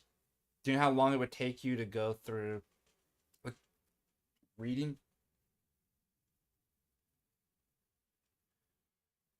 A child can look at the image and be like, there's Jesus on the donkey. That's Palm Sunday. I know the.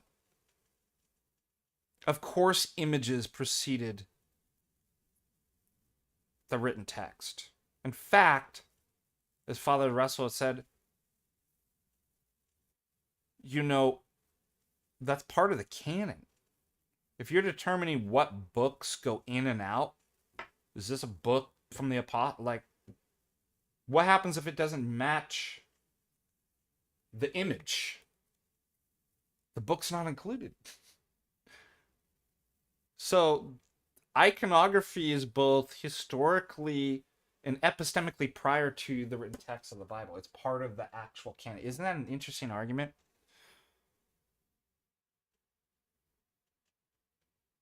And then also it says, I don't know why Protestant iconoclasts can't get this.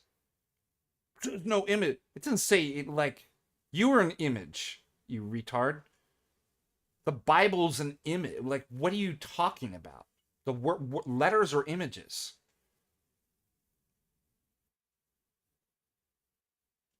It says no graven image. What is engraved?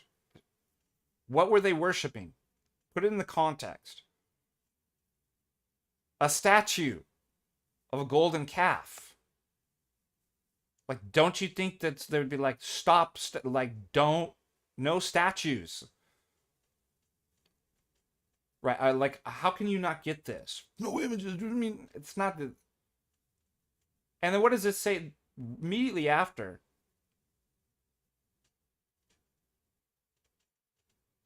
Well, how are we to adorn the temple? With holy images. So, yes. And then we have historical evidence. But there is no way for you to refer or have to Christ or have a correct Christology without the theology of the icon. That's what I mean. The theology of the icon. That's why you can't be Christian. Why do you think the Seventh Ecumenical Council says you can't even be Christian? There are no Christian iconoclasts. They're antichrists because they're anti-image. It's the foundation of all our theology, our anthropology, our triadology, our Christology. So it just philosophically and theologically undermines you, and it's just historically prior, and it's part of the canon too. That's what. Yes, I do tutoring sessions. I just did one not last Friday, the previous. So you can find that on the Patristic Faith.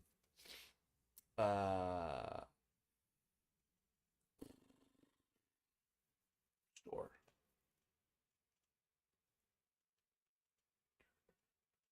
And shop courses. There should be. Come on.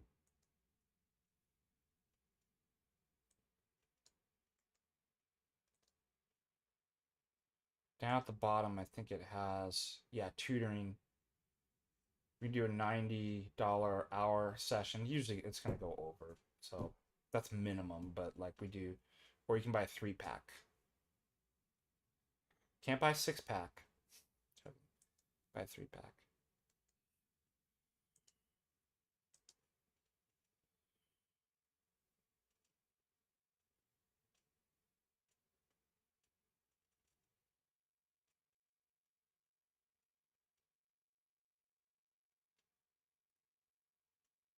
Aren't Bible studies Protestant? What was it? Jay was making a joke. Bible, isn't that a Protestant book?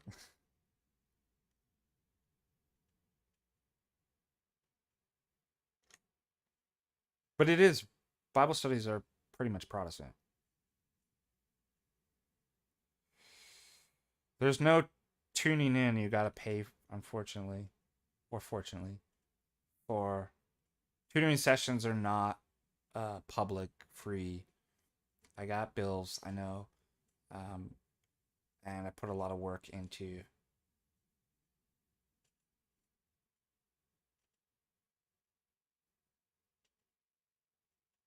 everything is iconographic and an image. St. Maximus says that God everywhere attempts to imprint his image on the world. Also, Shlomp, 1999 donation. Haven't donated a while. Thank you. Thank you so much. Thank you for your humor and insight. I'm glad you guys like my humor. You know, we're living in a time where they're going to abolish humor and there's not going to be any jokes allowed or sarcasm. Sarcasm's basically and satire out the door. So thank you. It's still good to know that some people still appreciate humor and comedy.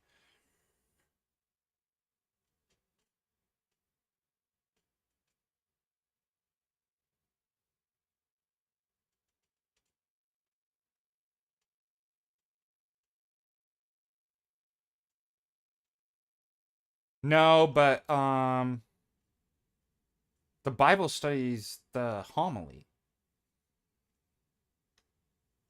Um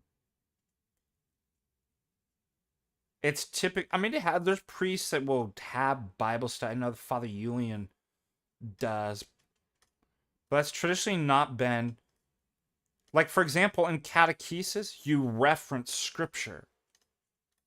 Um, put your reference in the fathers. It's part of a collected whole of your teaching. It's historically just kind of an anomaly that you just pull out the Bible and go through a study of the text. Right? That's just because it's really kind of done in the liturgy. We read the gospel, and then what does the Father do? He gives a homily on the passage. So yeah, it's a bit odd to kind of take it out of the kind of the whole and the context and just have a modern academic study of.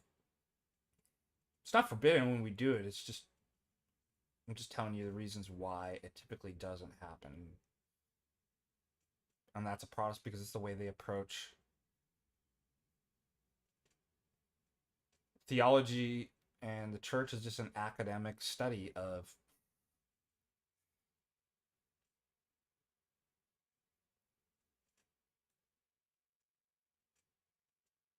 But yeah, like it can be done and done well. Um, but you know, from people had asked us starting a Bible study, I'm like, no, I'm like, there's more important things to in terms of your education. That first of all, I don't have an infinite amount of time to do. I would prefer doing a Vespers or a service, a reader service, over to a Bible study. I think you get more out of. I'd prefer to do a catechesis class on theology than a Bible study. Uh, but what you should be doing, the daily reading of Scripture, like we do. We read the. Everybody should be doing that. And it's the. We have the Orthodox Study Bible that provides notes on that. There's a great. You can read the Bible and the Holy Fathers for Orthodox. Obviously, there's commentaries and stuff like that. And if your priest does have time to do a Bible, like that's good, but it's down the list. You know what I mean? It's just because we come out of a Protestant, well, it's all about Bible studies. And so sometimes I kind of push it, like I'm trying to break from the Protestant mindset. So I kind of try to not encourage and do that kind of stuff because I'm like, I want to break you from the kind of Protestant mindset and put those other things first. But it's not forbidden, not like it could be done well. But does that make sense?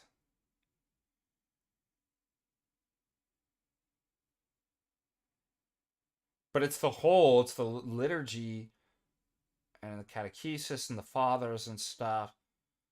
and speaking with your priest, that is basically what gives the right interpretation.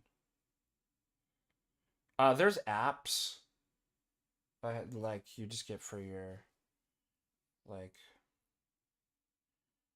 I have Orthoprax. What's the other one that I used to have? And it'll just list for you.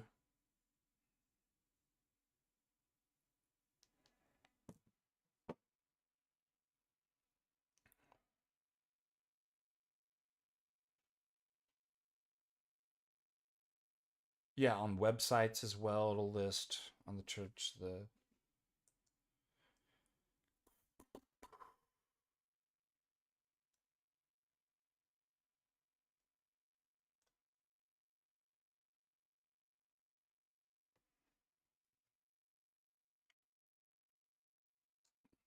Yeah, I really like again. I try to break people out of the Protestant mode. So I'm like, I don't just do stuff the Protestant like. Let's focus on the other stuff.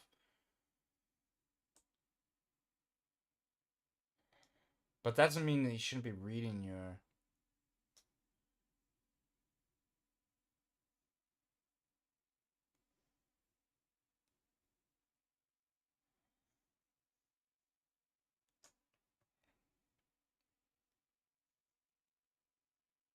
Yeah, Orthodox calendar app.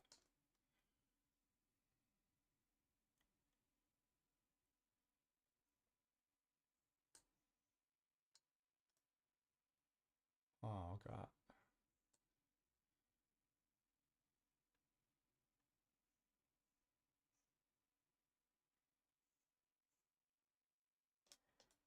By the way,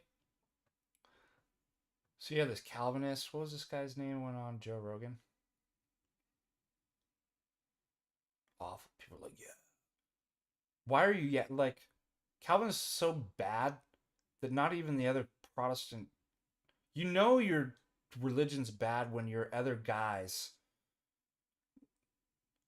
the other Protestant sects can't stand. Like everybody is universally against and finds Calvinism stupid and disgusting. Like, don't you know Wes Huff? Yeah. No, wait, was it Wes Huff? The dude with the big long beard tried thinks he can compete with. Is that Wes Huff?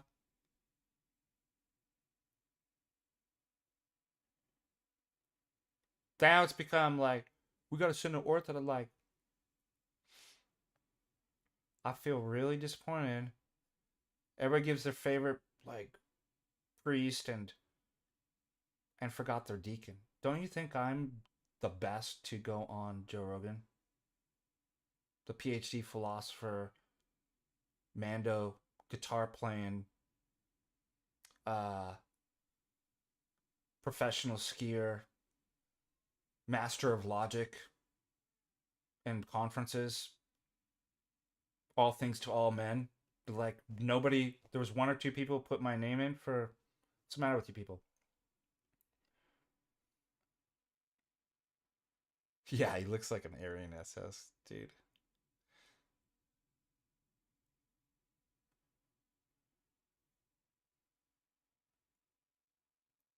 I mean, I'll provide a transcendental argument for Deacon on Joe Rogan if you want me to. Like the impossibility of any contraries going on.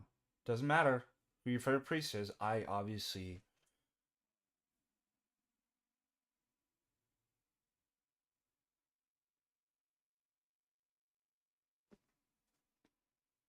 And I grew up as a thug, man. I can.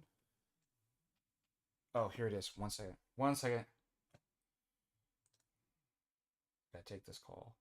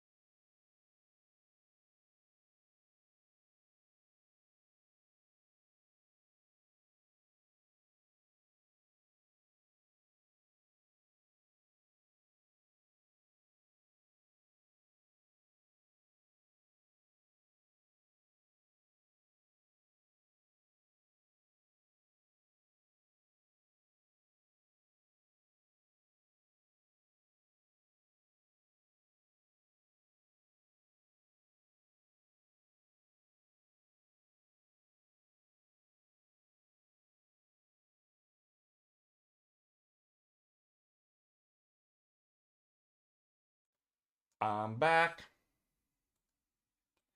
That was my buddy, my parishioner.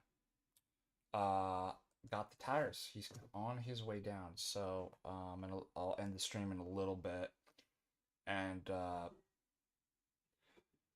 go there so I can put the tires on. Wouldn't you know? Gosh dang it.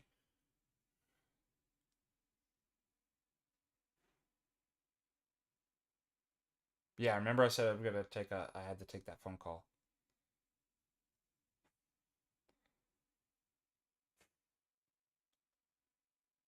Although Father Moses grew up similar to me. I mean, a lot of us kind of grew up thug lifestyle. I grew up in Orange County, California. I wasn't in a gang, but you know what I mean. It was not uh living the life of virtue. We all grew up in the hood.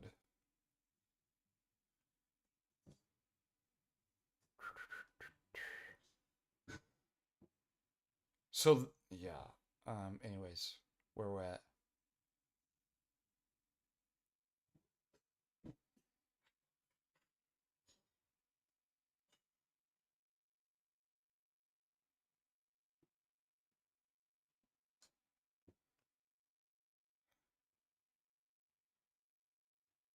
I mean, isn't like you can bring up these questions in catechesis, bro? Like, I don't understand why people are so like,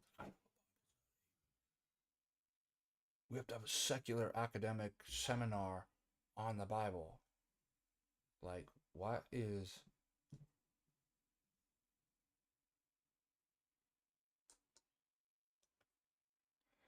Do you know that, first of all, too, the Bible is primarily a liturgical text? You need to get your mind on. It's not an academic text that you just go and intellectual study and try to. So it's meant to be like, yes, you read it in your, every day outside of that, but put your first things first. I mean, don't you find it weird that in history they weren't having Bible studies? Like, so you need to ask yourself, like, why do I want a Bible study?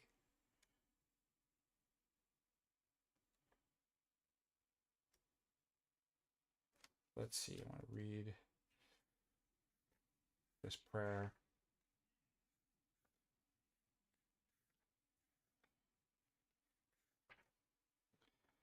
The priest says before reading the Bible, illumine our hearts, O Master, who lovest mankind with the pure light of the divine knowledge. Open the eyes of our mind to the understanding of the gospel teachings. Implant also in us the fear of thy blessed commandments, that trampling down all carnal desires, we may enter into a more spiritual manner of living, both thinking and doing such things are well pleasing unto thee. For thou art the illumination of our souls and bodies, O Christ our God, and unto thee do we send up glory together with thy Father who is from everlasting, and thine all holy, good, life giving Spirit, now and ever, into ages of ages. Amen. It's in the context of the liturgy that you get the right understanding. The priest is literally calling down the Holy Spirit to illumine your mind and.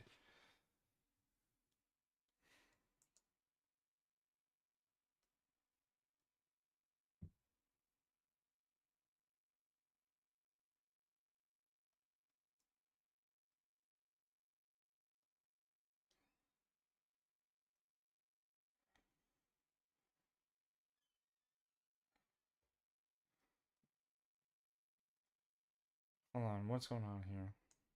I'm reading the. Blake asks, what does that mean? What does what mean?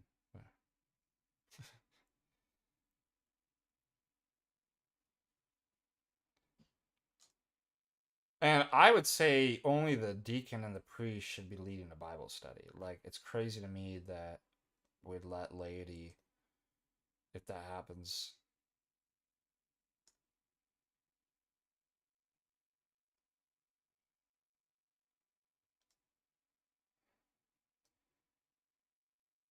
Yeah. I would hate it. Just like I would just shut it down right away. If like I had everybody was just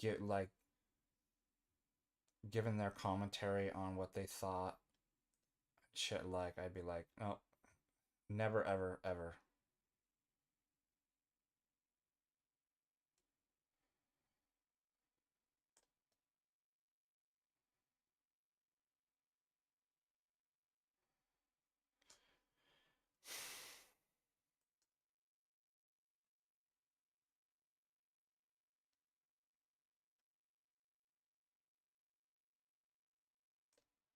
Then Daniel Hikachu is in meltdown mode.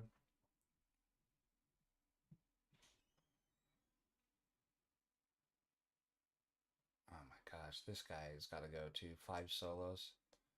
Are these people even real? Aren't they just demon body? Like, there's no way there could be a human being. It's just so bad. Is some of these people? Is that a charitable thought?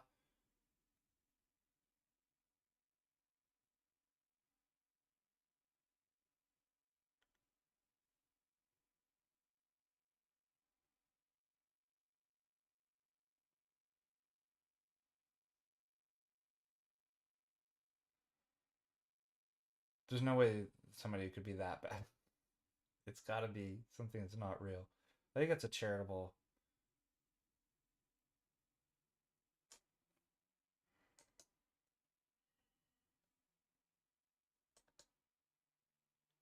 So that's not Wes Huff. I'm looking at Wes Huff. He doesn't have the beard. Who's the guy that had the big? Or is that? Oh, it is. Isn't it? Close is it? He saved all the There's no animals. way. I know who Wes Huff is.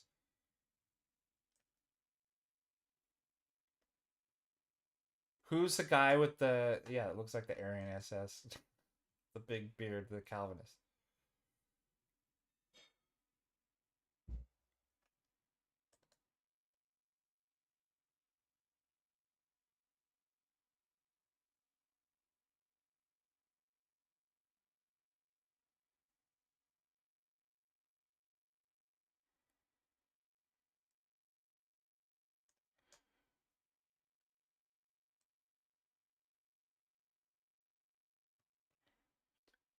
Right. Other news.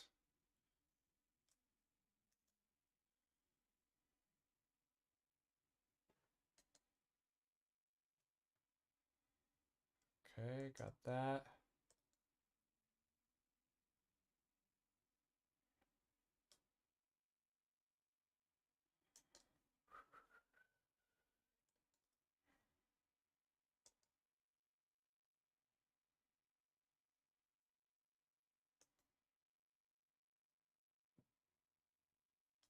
What other questions, you guys? Let's wrap it up soon.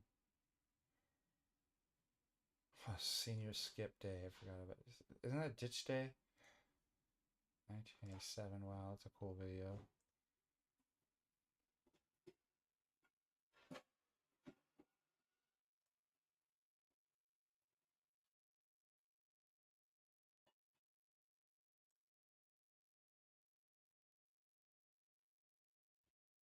I wish I could find the name of that guy. I can't.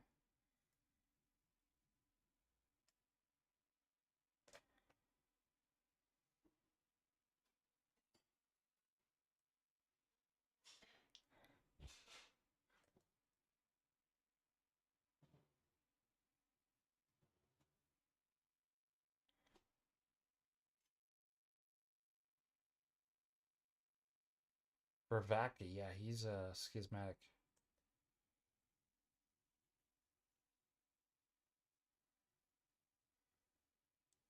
What does that have to do with His Grace Bishop Maxim?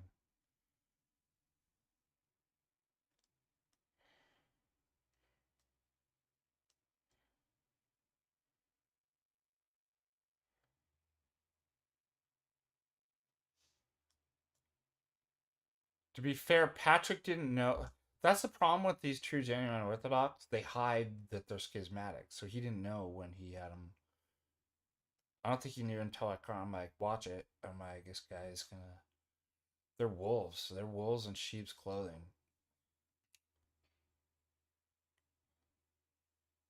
Yeah, maybe it's Chad Wright. I know my squinting. Forgive me. I put my glasses.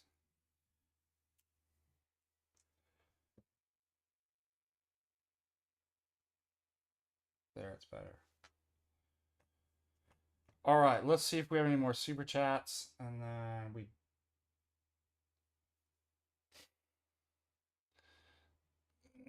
Wait a minute.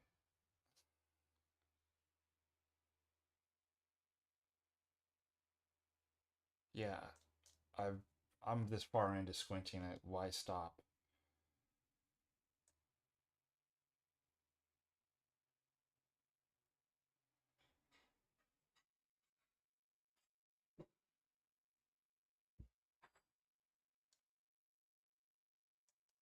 Isn't that funny though? That Calvin is so bad that literally every single Protestant sect hates them. The group that you love to hate. Like you just know they're.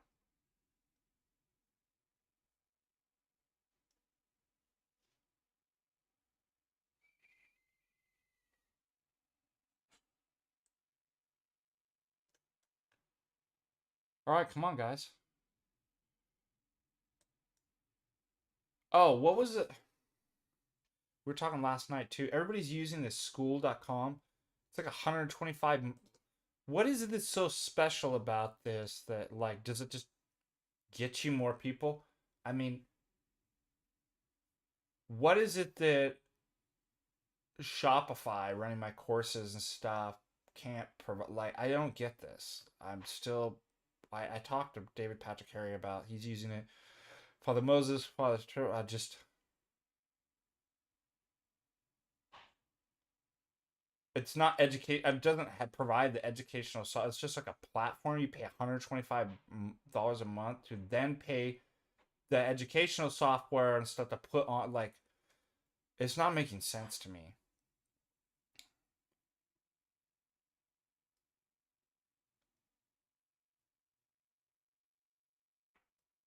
It seems like a lot of money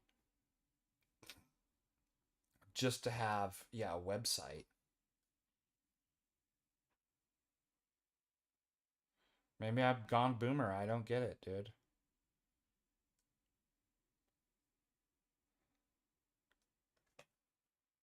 What can I say?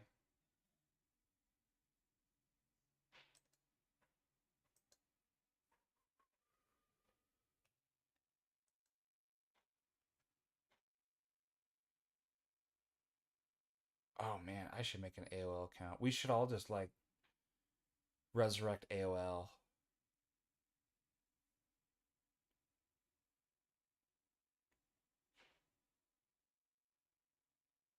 Yeah, maybe that's what it's doing is that it's like almost like increasing the SEO, like the search engine optimization.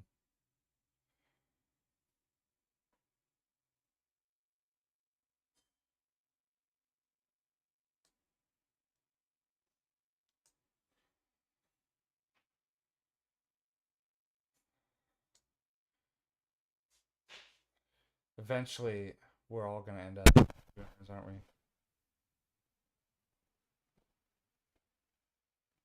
Yeah, remember that the AOL CDs, 29. Yeah,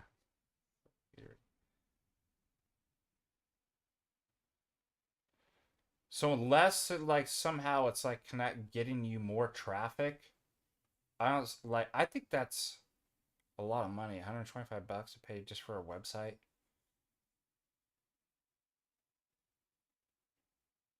Don't you?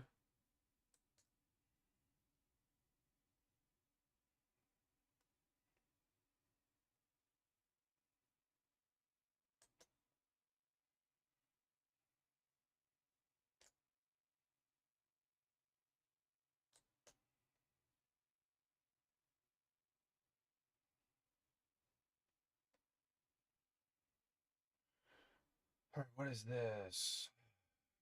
Oh no way.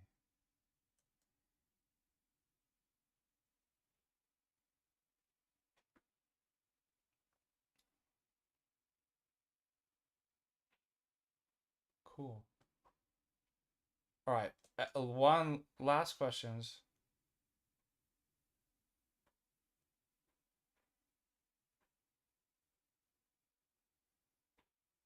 Make an ad in a local newspaper. Yeah. Send out mail, like postcards for my courses.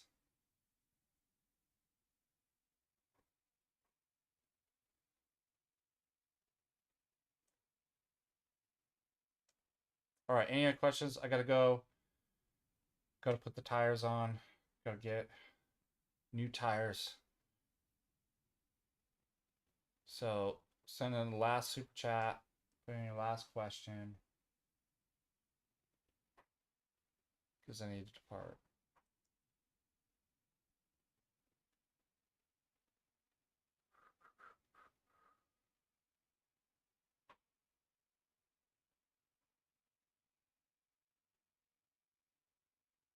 You can lead them in prayer. You don't pray with, yeah, there's can't strict hard no's against if you're baptized Orthodox. You don't pray with heterodox or heretics.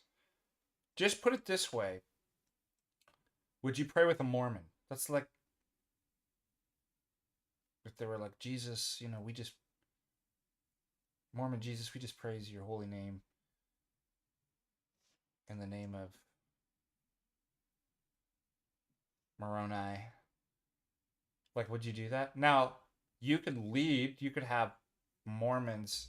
I mean, you just got to start thinking Protestants are like Mormons, and the problem is you think that they're like us. They're not. They're not the same faith. Oh, that was the other point that somebody was asking about your wife. We had, and I put it this way: this guy was, I think he was a Methodist or something like that. Uh, yeah, it depends on how good their food is. How much are they gonna pay you? Like, uh, but this gentleman who was in here earlier asking about wife, asking about different denominations and the, why is there one church? Like, well, isn't that polygamy? That's the analogy. You were married to the church. Literally, so married. The baptism was a marriage service. So what you really want to do is fiddle around with other women and other bodies.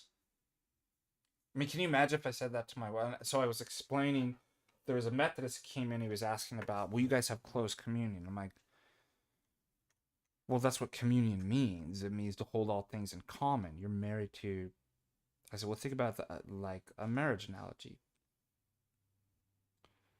Do you think it would be acceptable and appropriate to say to my wife, well, I'm fooling around with this other girl? Well, you're married to me. Yeah, but she believes in Jesus and the Trinity. I mean, I don't see what the problem is, right? I'm having an affair if I'm doing that, right?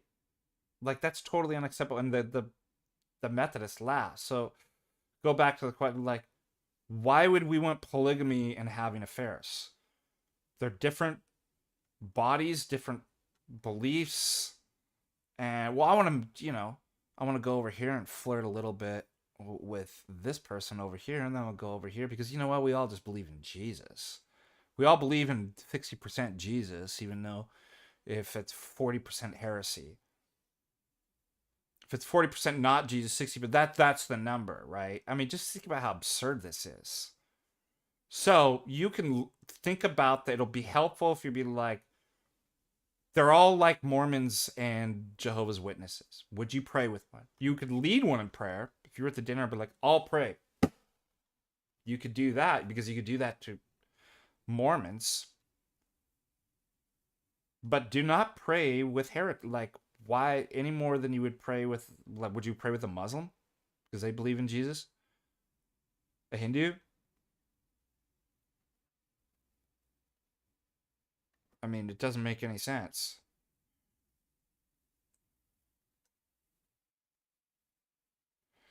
Andy Muller, 499, thank you, thank you.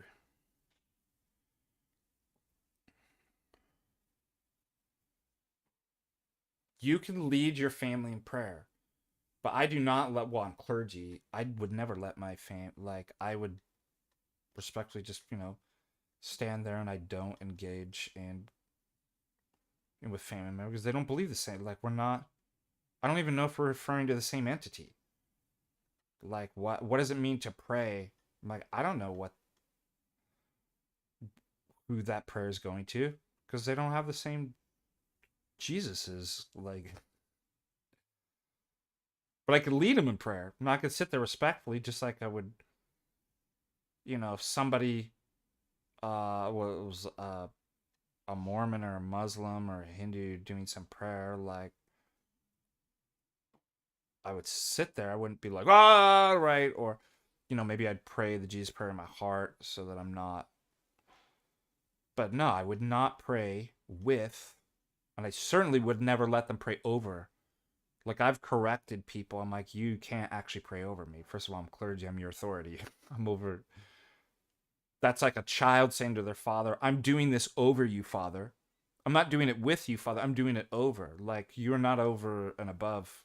I am your authority. Like I'm above you. I'm apostolos, right? I've been sent to be above you in authority. I don't pray over. I don't go, Father Russell, I'm going to pray over you. Can you imagine that? So I'll just rebuke somebody. I don't care who it is. Be like, absolutely not. Get your hands off me. Do not touch me. And do not pray over me. Like that's one of the most offensive things that you could ever do. Sometimes people need to be rebuked. Like now my family would never do. My family's really respectful and they're pretty close to Orthodoxy. And they respect my authority. They have me, would you lead us in prayer? See that? I'm like, yeah, see, that's the right answer, Mom and Dad. Right thing to say.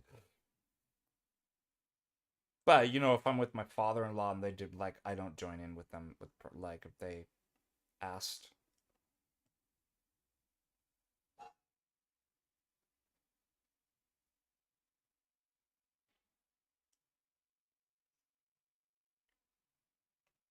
No, Bill Hicks, it's the other way around. You cannot, Orthodox canons, you'll be excommunicated if you receive the Eucharist and communion of Catholic Church. Their dogma allows it. First of all, we don't recognize that they're actually legitimate sacraments, right? Even if they're formally valid or something like that, they're not. No, it's not an efficacious, legitimate sacrament. So you cannot. Can you have an affair with just put it that way? Can I go sleep with another woman because they look the same or they said the same words or something like this is stupid.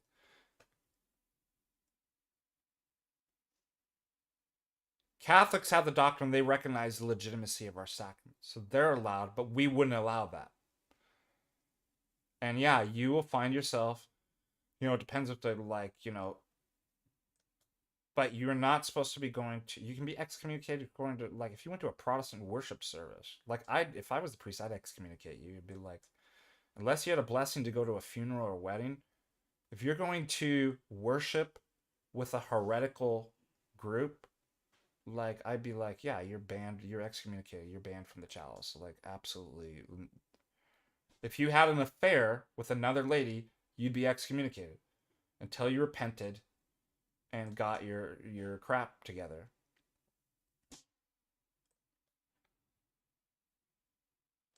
Like I said, you can attend a funeral. You are allowed to attend a funeral. There's nothing wrong with that. A wedding. But why? First of all, if you're going to a Protestant worship service or Roman Catholic, you're neglecting going to the liturgy in favor of a heretical group that doesn't believe probably in the same Jesus is. I'd have to be like, why? Oh, because it makes my parents happy. Because they'd be upset. If your parents wanted you to do cocaine because it makes them happy, would you do it? Well, if my parents got it. If You're like, I just want you to kill our neighbor's son. I hate him. My parents said so. I mean, are you chill? Like, I hear this from Orthodox.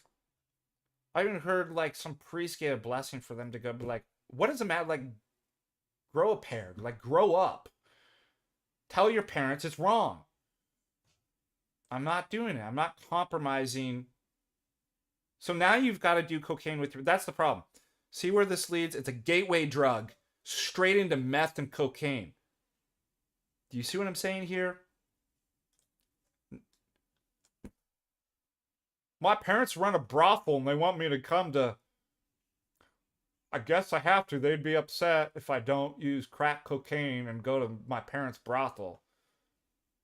Because I'm afraid to say no to my parents. Clowns. You guys are clowns. And you need to be disciplined.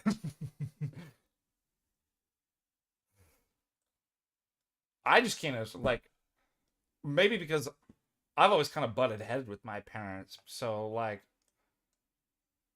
I've never had this problem. I'm like, oh no, my parents want me to do something. I better do it. I'm just like, I remember people were like, my parents would want me to go to the church. And I'm like, well, tell them no. What's the matter with you? But to be a man. Grow up. Your parents aren't going to respect you for being a sycophant. Do you really think your parents are going to be like, it's when you tell your parents, like, I'm my own man. I can do what I want. All right, this is it. I got to go. God bless you guys. Till next time.